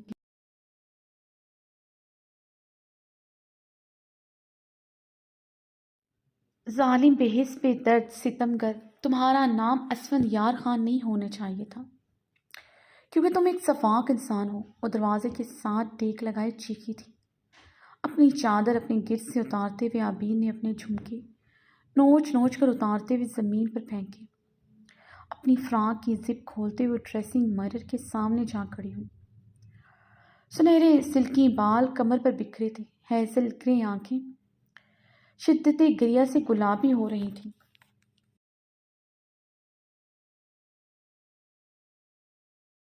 کرنوں سے متشابہ اس کا روپ جیسے دمک رہا تھا۔ عابیر نے اپنی فراق کو کندھوں سے نیچے کھسکایا تو گہرائیوں پر اس ستمگر کی شدتوں کے گہرے نشان ابھی بھی پوری آب و تاب سے چمک رہے تھے۔ عابیر نے بری طرح روتے ہوئے ان نشانات کو اپنے ناخنوں سے نوچتے اس کی شدتوں کو جیسے مٹانے کی کوشش کی۔ مجھے تمہارا کچھ بھی نہیں چاہیے اسفند یار خان، کچھ بھی نہیں۔ میرا بس چلے تو تمہارا ہر لمس، تمہاری دی ہوئی ہر سوغات نوچ کر پھینک دوں اپنے دل اپنی روح کی گہرائیوں سے۔ تمہارے وجود کا نام و نشان مٹا دوں۔ عابیر اس کی شدتوں کے نشانوں کو کھروچتے ہوئے حلق کے بل چیخی۔ بیڈ کی طرف بڑھتے وہ اندھے منہ گر کر پھوٹ پھوٹ کر رو دی تھی۔ فراق کندھوں سے نیچے کھسکی ہوئی تھی، لمبے سنہری بالوں نے برہنہ کمر کو چھپایا تھا۔ وہ اندھے منہ لیٹی بری طرح لرزتے ہوئے رو رہی تھی۔ اسفند یار خان جو کمرے میں رکھے صوفے پر بیٹھی سگریٹ کے گہرے کش لے رہا تھا، جہاں مقابل کا سے سکنا اس کی مردانہ آنا کو تسکین دے رہا تھا، وہاں اس کے منہ سے نکلے لفظ سن کر وہ دہکتا تندور بنا تھا۔ اسفند یار خان کمرے میں پھیلی نیلگو روشنی میں اس کے ہچکولے بھرتے وجود کو کب سے گہری نگاہوں سے دیکھ رہا تھا۔ اس کا دو آتشاں بھڑکتا روپ تو کب سے اس کے اندر آگ لگائے ہوئے تھا۔ اب جو وہ روپ اسے انجانے میں دکھا چکی تھی، اسفند یار خان کا خود پر قابو پانا مشکل ہو گیا تھا۔ ملکیت کا احساس روم روم میں سما کر اس کا خمار سر چڑھ کر بولنے لگا تھا۔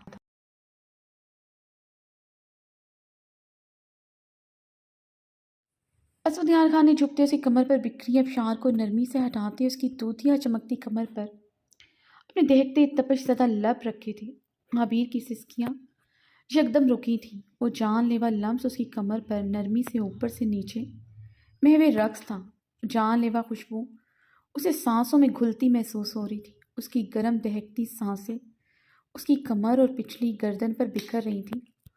عابیر اپنے آنسو صاف کرتے سانس روکے سیدھی ہوئی۔ اپنے اوپر جھکے اسفند یار خان کو دیکھ کر وہ ششدر ہوئی تھی۔ عابیر نے گہرے سانس لیتے بے یقینی سے اسے نم آنکھوں سے دیکھا۔ اس پر جھکا اب اس کے گلابی لبوں پر نرمی سے انگوٹھا پھیر رہا تھا۔ عابیر نے پوری قوت سے اسفند یار خان کو خود سے دور دھکیلنے کی کوشش کی، مگر اپنے اوپر جھکے پہاڑی وجود کو ایک انچ بھی دور نہیں کھسکا سکی تھی۔ عبیر بے بسی سے اسے نم زدہ نگاہوں سے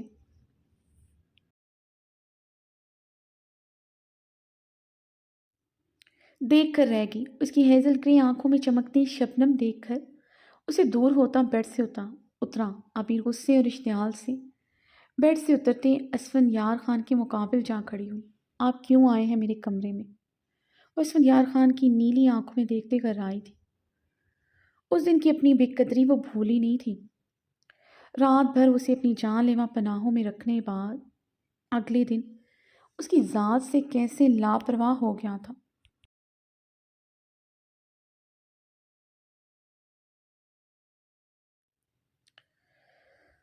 ابھی گہرے سانس لیتے بھیگی آنکھوں سے اسے دیکھ رہی تھی۔ اسے احساس ہی نہ تھا اس کے سامنے کس فلیوں میں کھڑی ہے۔ کندھوں سے نیچے کھسکتی فراق جیسے زمین بوس ہونے کو تیار تھی۔ تمہارے کمرے میں آنے کے لیے مجھے تمہاری اجازت کی ضرورت نہیں ہے۔ اسفند اس کے ہوش ربا سراپے کو گہری نگاہوں سے دیکھتے ٹھنڈے لہجے میں بولا، ہے اسفندیار خان ہے، اس کمرے میں آنے سے پہلے آپ کو میری اجازت کی ضرورت ہے، کیونکہ یہ کمرہ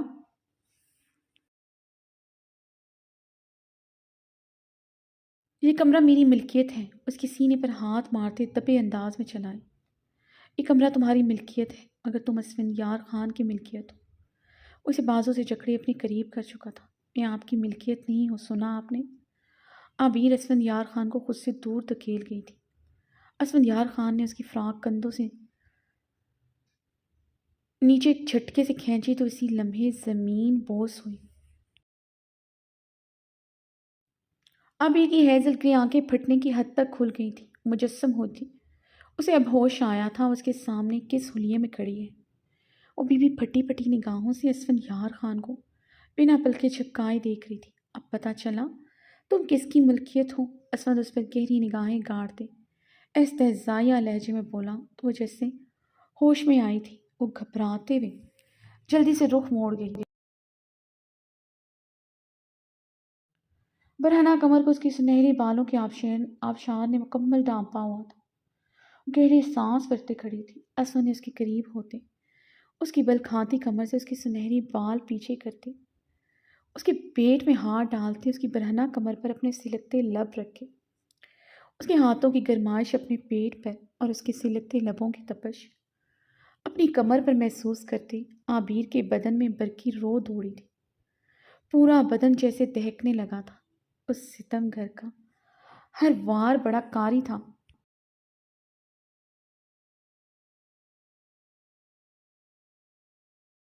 تڑپتے ہوئے گہرے سانس لے کر رہ گئی۔ عابین نے بری طرح مچلتے ہوئے اسفندیار خان کے حصار سے نکلنے کی کوشش کی۔ اس کے پیٹ پر اپنے ہاتھوں کی گرفت مضبوط کرتے اس کی کمر کے براؤن دل پر اپنے دانت زور سے گاڑ چکا تھا۔ عابیر کے حلق سے چیخ برآمد ہوئی جسے وہ اس کے منہ پر ہاتھ رکھ کے دبا گیا۔ وہ اس کے حصار میں پھڑ پھڑا کر رہ گئی تھی۔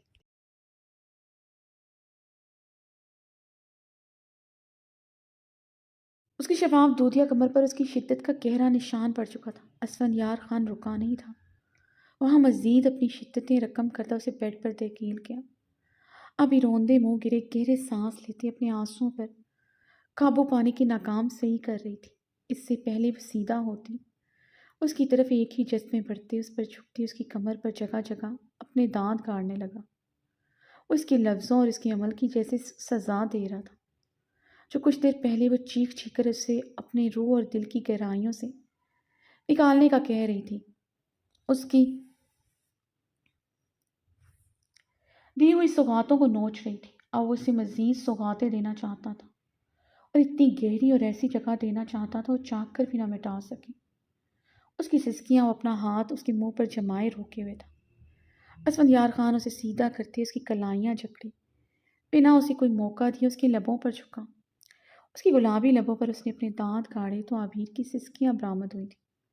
آنکھوں سے آنسو ٹوٹ کر رخ پر برستے تھے۔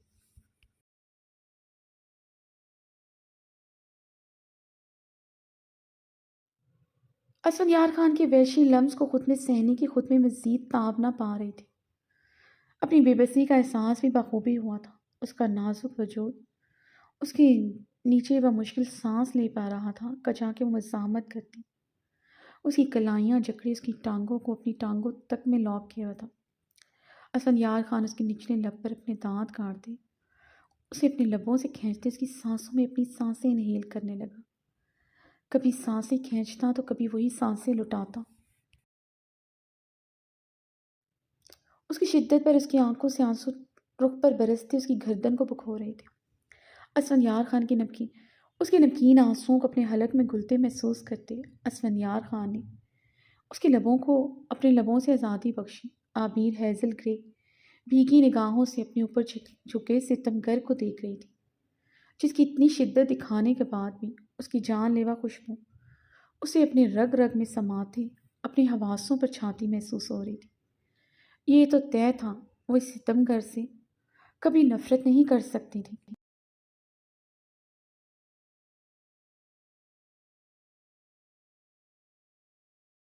اسفندیار خان کی گہری نگاہیں اس کی خوبصورت نگوش کا گہرائی سے طواف کرتے اس کی کندن مخملی سراپے پر جا ٹھہری۔ اسفندیار خان کی آنکھیں مزید خمار آلود ہوئیں۔ اس کا بکھرا راپا اس کے حواس پر چھاتا اسے بے خود کر چکا تھا۔ ہیزل گرے آنکھوں میں کاجل پھیل کر ان آنکھوں کو مزید گہرا بنا چکا تھا۔ گلابی کو کپ کپاتے لب جو اس کی شدت سے سرخ گلاب تھے وہ بری طرح لرز تھے۔ سنہری بالوں کی بھیگی لٹیں اس کی گردن کے ساتھ چپکی ہوئی تھی، اس کے وجود سے اٹھتی گلاب سے خوشبو سے مزید بے چین کر گئی تھی۔ اسفندیار خان کی بے باک نگاہوں نے بڑی بے باکی سے اس کا معائنہ کیا۔ نشیب و فراز کہ سانس بھرتے اسفندیار خان کے ہوش اڑا چکے تھے۔ سانسوں کا مدھم زیرو پم اس کے خد و خال کی دلکشی بڑھا چکا تھا۔ اسفندیار خان بیتابی سے اس کے لبوں پر جھکتے بہت نرمی سے انہیں قید میں لے چکا تھا۔ گلاب سے خوش عبیر اس کی گرم تپش زدہ شدت بھرے دہکتے لمس کو نرمی میں بدلتے حیران تھی کہ پھر سے ان پر شدت ڈھاتا اس کی سانسیں گھوڑ چکا تھا۔ اسفندیار خان اس کے لبوں پر اپنی گرفت مسلسل بڑھا رہا تھا، یہاں تک کہ عبیر کو محسوس ہوا جیسے وہ شاید آخری سانسیں لے رہی ہے۔ عبیر اس کے احسان میں ساکت ہوئی تھی۔ یکدم اسفند اسے اپنی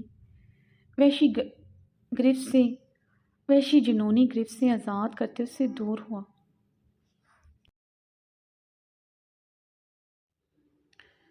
اسفند تکیے پر خود کو گراتے سانسوں کو درست کرنے لگا۔ عبیر گہرے سانس لیتے رخ پلٹ گئی تھی۔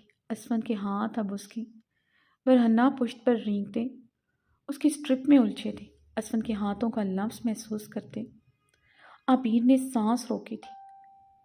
اسفند نے عبیر کی کمر پر اپنی انگلیوں کا دباؤ بڑھایا تو عبیر نے اسفند کے کھردرے انگلیوں کی سختی پر سسکی سی بھری آنکھوں میں آنسوؤں کی پھر سے چلمن سی آن ٹھہری تھی۔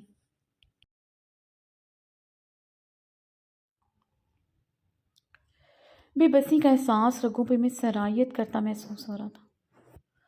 اس دن کی اس کی غربت کے بعد اس کے جذبات و احساس اسفند کے لیے سخت پتھریلے ہو چکے تھے۔ اس پر اپنا حق جتا کر ہمیشہ اس سے منہ موڑ لیتا تھا، اس کی مرضی جانے بغیر، اب اس کے احساسات کی پرواہ کیے بغیر پھر اس پر اپنا حق جتا رہا تھا۔ مگر آج کی غربت اس کا لمس اس سے بہکا نہیں رہا تھا، صرف اپنی بے بسی کا احساس دلا رہا تھا۔ اسفند کی آنکھ جیسی گرم سانسیں اسے اپنی پچھلی گردن پر محسوس ہوئیں۔ عبیر تکیے کو سختی سے دبوچے شدت سے روتی تھی۔ عبیر کے اس طرح ماتم کنندہ انداز میں رونے سے اسفند کی آنکھوں کی سرخی لہو رنگ میں بدلی۔ اس کا رونا اسے شدید مشتعل کر رہا تھا۔ وہ بھلا کب اس کی غربت میں ایسے بینڈ ڈالتی تھی، ہمیشہ خود کو اسے لمحوں میں سونپ دیتی تھی۔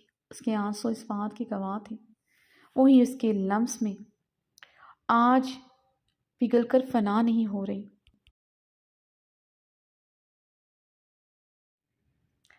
اسفند نے اس کی پچھلی گردن پر جھکتے اپنے دانت شدت سے کاڑے تو عبیر نے تکلیف کی شدت سے آنکھیں میچتے ہوئے اسفند سے دور ہونا چاہا تو وہ پوری شدت سے اس پر حاوی ہوا تھا۔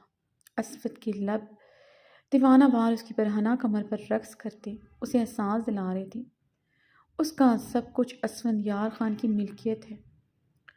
وہ اس کی سٹرپ کو کھینچتے اس کے بدن سے لپٹے اس نازک سے پردے کو بھی آزاد کرتے اسے سیدھا کر چکا تھا۔ ابھی سانس روکے اسفندیار خان کا لمس اپنے بدن پر برداشت کر رہی تھی، جو اب اس کی گردن پر محو رقص تھا۔ ابھی نے پوری قوت سے اسفندیار خان کو خود سے دور دھکیلا۔ اسفندیار خان جو بالکل مدہوش تھا،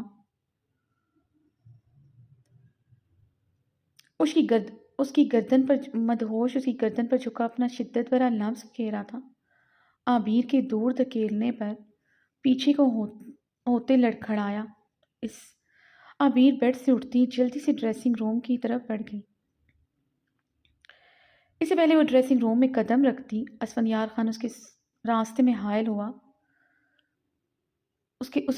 حائل ہوا اسے بازو سے پکڑے دیوار میں پٹک چکا تھا۔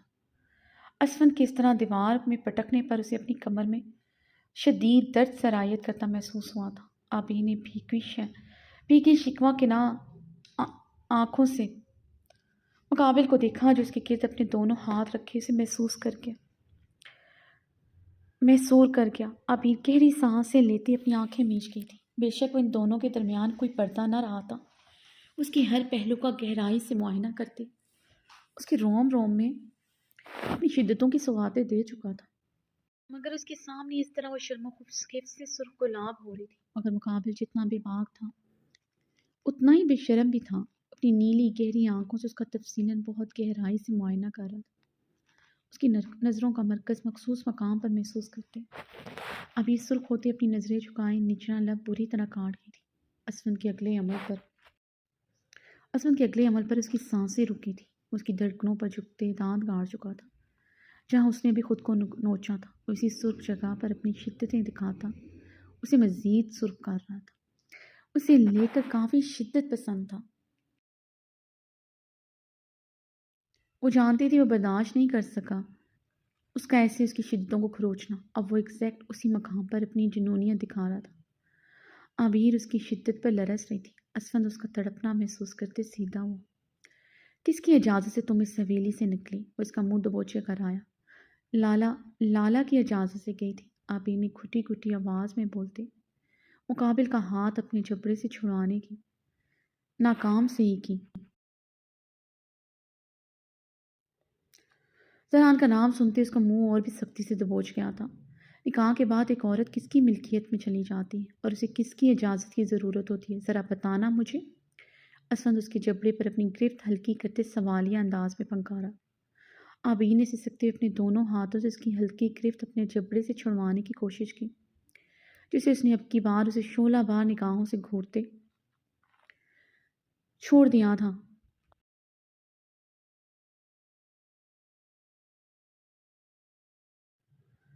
نکاح کے بعد ایک عورت مرد کی ملکیت اس لیے بنتی ہے کیونکہ وہ اسے اپنے تحفظ اور اپنے ساتھ کا بھرپور احساس دلاتا ہے۔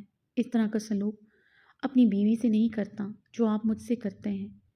عابر کی ہیزل گرے آنکھیں شدت سے جلملائی تھی، اس کے عارض کے دونوں سائڈ اس کی انگلیوں کا نشان پڑ چکا تھا۔ کس طرح کا سلوک کرتا ہوں تم سے بتاؤ مجھے؟ تم پر ہاتھ اٹھاتا ہوں، روز تمہیں بستر پر رونتا ہوں، تمہاری تسلیل کرتا ہوں۔ جب بھی تمہارے قریب آیا تمہاری مرضی سے آیا، اگر تم مجھے روکتی میں کبھی تمہارے قریب نہ آتا، سمجھے تم؟ اسے خود سے دور دھکیلتا پیچھے ہوا تھا۔ اسفندیار خان کی بات پر عابر نے اسے زخمی نگاہوں سے دیکھا۔ دوسرے ہی لمحے عابر نے آگے بڑھتے بیڈ پر پڑی اسفندیار خان کی گرم چادر اٹھا کر اپنے گرد اچھی طرح لپیٹی۔ تو کرتی بھی تو کیا کرتی؟ وہ ڈریسنگ روم کے دروازے کے بیچوں بیچ جم کر کھڑا تھا، اپنا حلیہ اسے اس کے سامنے شرم سے دوچار کر رہا تھا۔ اوپر سے مقابل کی بے باک نگاہیں اسے اپنے بدن کے آر پار ہوتی محسوس ہو رہی تھی۔ یہی بات اسفند آپ کی بری ہے، اس خوبصورت تعلق کو لے کر آپ ہمیشہ ایسے ہی بات کرتے ہیں۔ نکاح کی رات آپ میرے قریب میری بہادری چیک کرنے آئے، اگلی صبح مجھے اپنی باہوں میں بری طرح دھتکار دیا کہ میں اپنا چارم بیوٹی آپ کے نزدیک کھو چکے ہوں۔ ہمیشہ مجھے ایک رات کی دلہن رہنے کے تانے دیتے رہے۔ دوسری بات، آپ میرے بھیگے سراپے کو دیکھ کر میرے قریب آنے پر مجبور ہو گئے۔ ہر بار آپ میرے قریب آئے۔ میری مرضی کہاں تھی؟ میں نے ہمیشہ آپ کا حق دیا، مزاحمت نہیں کی، کیونکہ مزاحمت کا حق خدا نے مجھے نہیں دیا، مگر پھر بھی آپ میری تذلیل کر رہے ہیں۔ یہ تذلیل نہیں تو اور کیا ہے؟ جب چاہا چھو لیا، جب چاہا دھتکار دیا۔ کیا ایسے کرتے ہیں شوہر اپنی ملکیت کے ساتھ؟ ابھی نے چٹکتے ہوئے سوال کیا۔ ایسے ہی کرتے ہیں، ملکیت ہے میری تو یہ رونا کیوں؟ میں تمہارے ساتھ کچھ بھی کرنے کا حق رکھتا ہوں، میری ہو تو یہ سوال جواب کیوں؟ جب خدا نے مزاحمت کا حق نہیں دیا تو پھر ابھی مزاحمت کیوں کر رہی تھی؟ اس دن میرے ساتھ کمرے میں کیوں نہیں آئی؟ کیوں انکار کیا تم نے کمرے میں آنے سے؟ کچھ ماہ ہوئے نکاح کو، ایسی کیا تکلیف دی کہ تم نے سب کے سامنے مجھ پر سوال اٹھا دیے؟ اس کی آنکھوں میں دیکھتے سلکتے لہجے میں بولا، مجھے آپ کی ہر تکلیف قبول ہے، مگر آپ کے ساتھ وہ تکلیف قبول ہے اسفندیار خان۔ کیوں ہر بار میرے قریب آ کر آپ میرے دل میں وسوسے جگاتے ہیں؟ کیوں آپ کی بے اتنائی مجھے احساس دلاتی ہے؟ اسفندیار خان اپنا کہا ایک دن پورا کرے گا، مجھے کسی اور کے لیے چھوڑ جائے گا۔ اسفندیار خان کا کردار اتنا کمزور تو نہیں، پھر کیوں اس کی بیوی ہر رات اس کے بغیر سوتے ہوئے یہی سوچتی ہے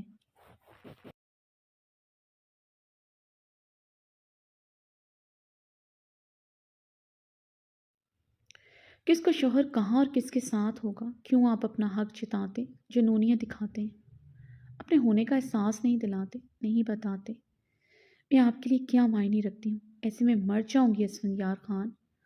عبیر اس کے قریب ہوتے اس کو گرمان پکڑے زیانی چیخی تھی، نہیں مرنے دوں گا کبھی۔ اسفند اس کے گرد لپٹی شال کے اندر اپنے ہاتھ ڈالتے اسے بے باکی سے چھوتے اپنے قریب کر گیا تھا۔ عبیر اس کی بے باکی پر سرخ گلاب ہوئی تھی۔ یہ کیا کر رہے ہیں؟ کیوں مجھے بار بار ایسے چھوتے ہیں؟ پچھلی بار ہمارے بیچ گزری ہوئی رات خود سے ہی شرمندہ تھے آپ تو۔ عبیر نے اسفند کی نیلی آنکھوں میں دیکھتی بھیگے لہجے میں سوال کیا۔ تمہیں احساس دلا رہا ہوں تم کس کی ملکیت ہو، تمہیں بتا رہا ہوں تم پر صرف میرا حق ہے، تمہیں جیسے مرضی چھو۔ تم مجھ سے پوچھنے کا حق نہیں رکھتی، سمجھے؟ تم اسے مزید اپنے قریب کرتے اس کے کان کی لو کو دانتوں سے بے دردی سے کھینچتے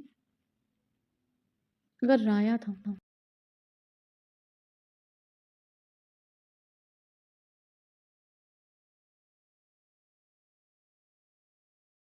یہ بے رحم لمس پر سسک کر رہ گئی تھی۔ پتہ نہیں وہ آج کون سا غصہ اس پر اتار رہا تھا۔ عبیر اس کے حصار میں نظریں جھکائے کھڑی تھی، اس کی شال کے اندر بہت مضبوطی سے اس کی کمر کے گرد اپنا ہاتھ مضبوطی سے لپیٹے اسے قریب کیا تھا۔ راہ فرار کا کوئی راستہ نہیں تھا، اس کے حصار میں خاموش ہو گئی تھی۔ جب تم پر میرا حق ہے تو عبیر، تو تمہارا لالا تم پر اپنا حق کیوں جتاتا ہے؟ کیوں تم اسے میرے برابر لا کھڑا کرتی ہو؟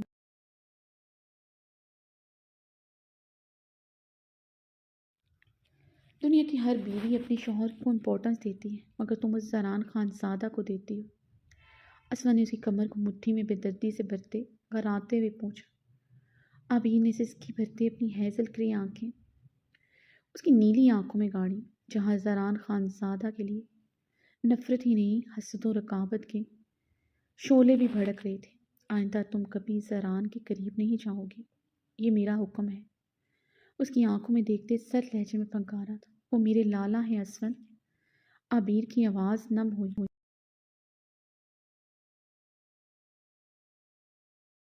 تمہارا شوہر؟ اسفند کی آنکھوں کی سرخی کے ساتھ اس کے ہاتھوں کی بے باکی بھی بڑی تھی۔ عبیر اس کا بے باک رحم محسوس کرتے اسے بے بسی سے دیکھ کر رہ گئی۔ زران کے قریب ان قریب تم کبھی نہیں جا سکو گے، بہت جلد میں اسے اوپر پہنچا دوں گا۔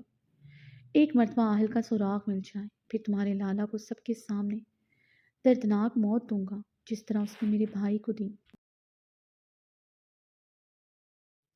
اسد صفاقی سے کہتا اسے دیوار کی طرف دھکیلتے اس کی گرد آنی ہاتھ کا مکہ مارتا کر آیا تھا۔ اگر میرا لالا بے قصور ہوا تو کیا کریں گے آپ؟ اپنی غلطی کا مداوع کیسے کریں گے؟ کس طرح نظریں ملائیں گے آپ میرے لالا سے، جن کی دوستی پر آپ نے سوال اٹھائے؟ کس طرح وہ گھاؤ بھریں گے جو آپ نے اپنے دوست کے دل پر لگائے؟ اپنے شال سینے سے مٹھیوں میں جکڑے سوال کر گئی۔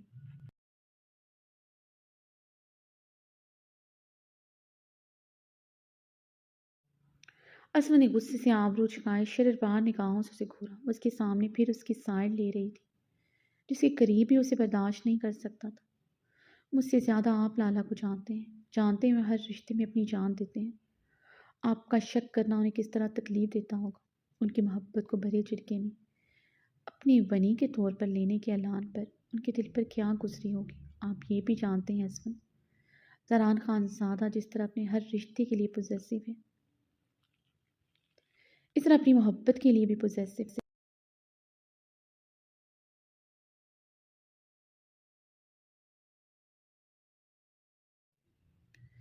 آپ کے منہ سے یہ سب سن کر انہوں نے آپ کے سینے پر گولیاں کیوں نہیں چلائیں؟ اپنی جان سے پیاری بہن کو آپ کی ملکیت میں کیوں سونپ دیا؟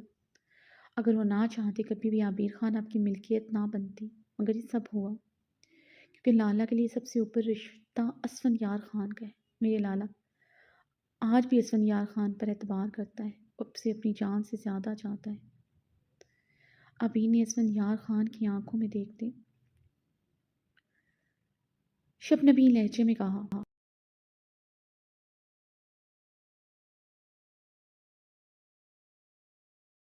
تمہارے لالا کے دو چہرے ہیں، عنقریب میں اسے بے نقاب کروں گا، پھر اس دن تم پہ میری آنکھوں میں آنکھیں ڈال کر بات نہیں کر سکو۔ وہ اس کے قریب ہوا تھا، ابھی 2 قدم پیچھے ہوتی دیوار کے ساتھ چلے گئے۔ اس کی شال اس کے کندھوں سے دبوچتے اپنے قریب کر چکا تھا۔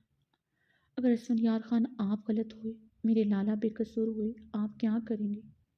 عبیر نے اس بار بھی اسفندیار خان کی آنکھوں میں دیکھتے سوال کیا۔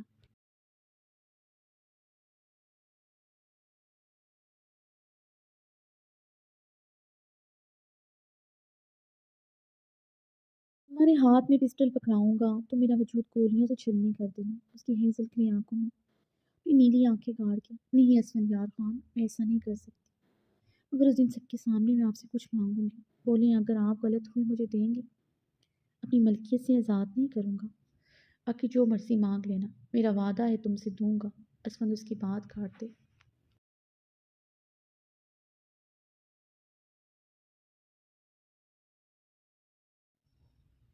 اسے مزید قریب کرتے ہوئے کن پٹی پر استحقاق سے اپنے لب رکھ گیا۔ میں کیا مانگوں گی اس کا فیصلہ میں کروں گی، آپ کے پاس صرف وہ دینے کا اختیار ہوگا۔ ہو سکتا ہے میں آپ سے تعمر کی جدائی مانگ لوں، عبیر نے اس کی آنکھوں میں دیکھتے کہا۔ اس کی بات میں اسفند کی آنکھیں پل میں سرخ ہوئی تھیں۔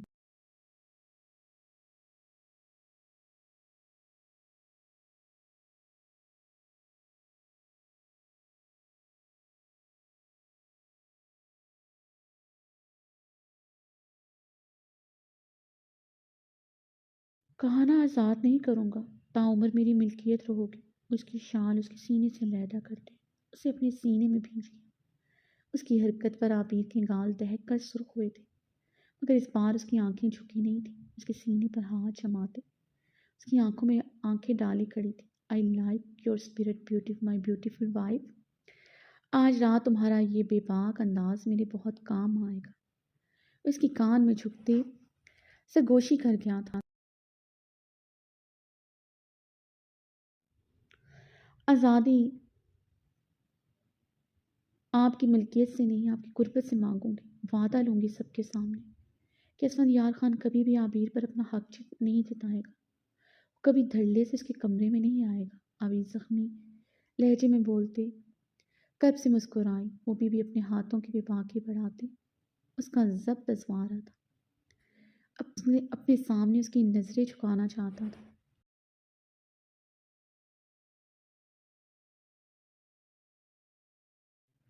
مگر وہ دونوں ایک دوسرے کی آنکھوں میں آنکھیں ڈال کھڑے تھے۔ اسفندیار خان کو اب اس کے انداز پر ہنسی آ رہی تھی۔ اس کے گال دہکتا تندور بنے ہوئے تھے، گھنی پلکیں لرز رہی تھیں، مگر وہ نظریں چھپانے کو تیار نہ تھی۔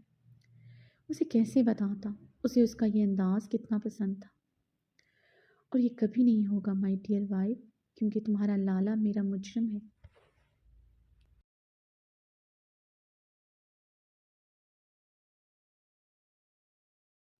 اسفندیار خان تم پر ہمیشہ اپنا حق جتائے گا۔ اسفندیار خان کو جب تمہاری ضرورت ہوگی تمہارے قریب آئے گا، کیونکہ اسفندیار خان صرف اسفندیار خان کی ہے۔ عبیر خان کی سانسوں پر بھی اسفندیار خان کا حق ہے۔ اس کے لبوں پر جھکی انہیں اپنی سانسوں میں قید کر چکا تھا۔ عبیر کے لبوں پر وہ اپنی شدت ڈھائے اسے نرمی سے بیڈ پر دھکیل گیا۔ اس سے پہلے عبیر بیڈ سے اٹھتی وہ اپنی شرٹ اتارتے اس پر جھک چکا تھا۔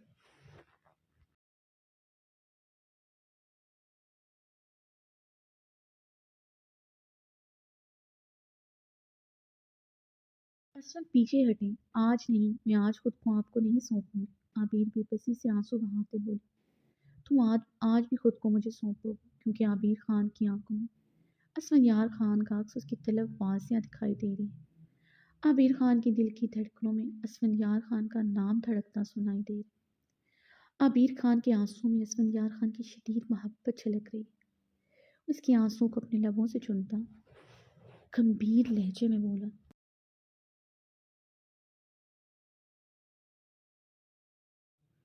اور اسفندیار خان کی آنکھوں میں کس کا عکس ہے؟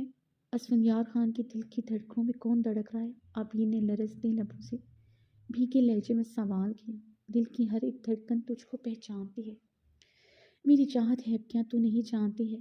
اسفند کی نیلی آنکھوں نے جیسے سوال کیا تھا، میں تجھ کو جان گئی، تجھ کو پہچان گئی۔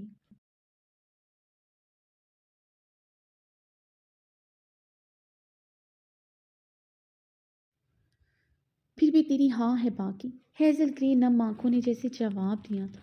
تمہیں ان آنکھوں میں کون دکھائی دے رہے؟ تمہیں ان دھڑکنوں میں کون سنائی دے رہے؟ اسفندیار خان اس کی آنکھوں میں چھپی تحریر پڑھتے ہوئے گمبھیر لہجے میں اسفندیار خان نے اس کی آنکھوں میں چھپی تحریر پڑھتے ہوئے گمبھیر لہجے میں پوچھا، عبیر اسفندیار خان؟ عبیر بھیگے لہجے میں ہچکے بھرتے مسکرائی تھی۔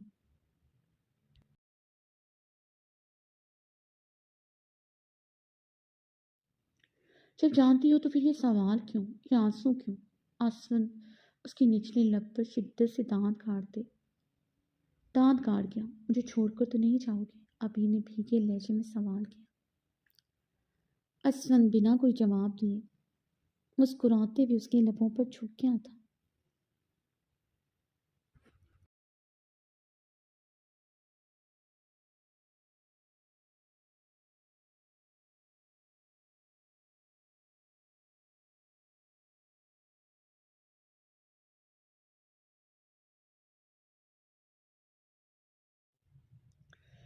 اس کی شدت پر عبیر نے بھی ساتھ دیا۔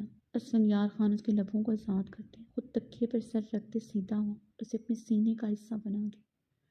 عبیر نے اس کے اوپر آتے اسفندیار خان کے سینے پر اپنے لب نرمی سے رکھے تھے، جسے محسوس کرتے اسفندیار خان کے لب گہرا مسکرائے تھے۔ اسفند نے اس کے بالوں کو جکڑے اس کا چہرہ اپنے مقابل کیا تھا۔ عبیر اسفند کی آنکھوں میں دیکھتی بھیگی آنکھوں سے مسکرائی۔ اسفند بھی اس کی آنکھوں میں دیکھتا مسکرایا تھا۔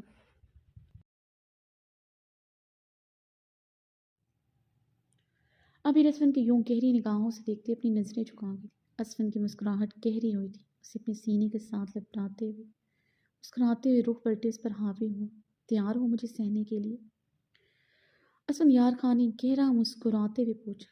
اس کے ہونٹوں پر ہی شدت ڈھانے سے عبیر کی آنکھیں شدت سے بھیگ اٹھی تھی، مگر وہ رات بھر بنا کسی شکوے کے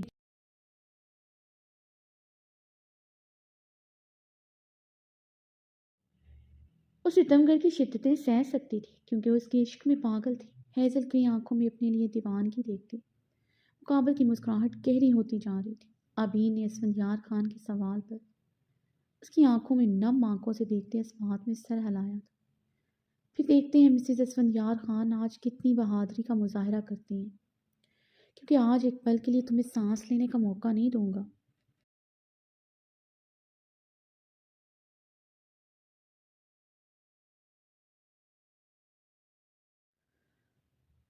پناہ مانگو گی مجھ سے؟ آج میرا ایک نیا انداز دیکھنے کے لیے تیار ہو جاؤ، اسے آنکھ بند کرتے زبانی انداز میں بولتے مسکرائے۔ عبیر کے چہرے پر خوف کی پرچھائی لہرائی تھی۔ تم تو ابھی سے ڈر گئی بیوی؟ اسفند کے حلق سے جاندار کہکا برآمد ہوا۔ نہیں تو وہ میں اسفند۔ عبیر سرخ گلاب ہوتے اپنا زخمی لب کاٹ گئی۔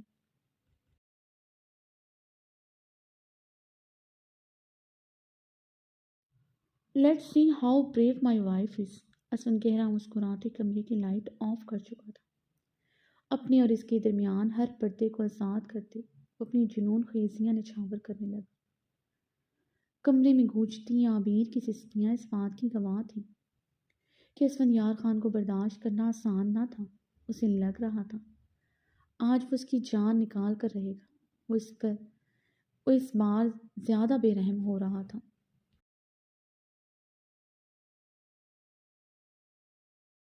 ستمگر کی مضبوط پناہوں میں ہی سمٹ گیا۔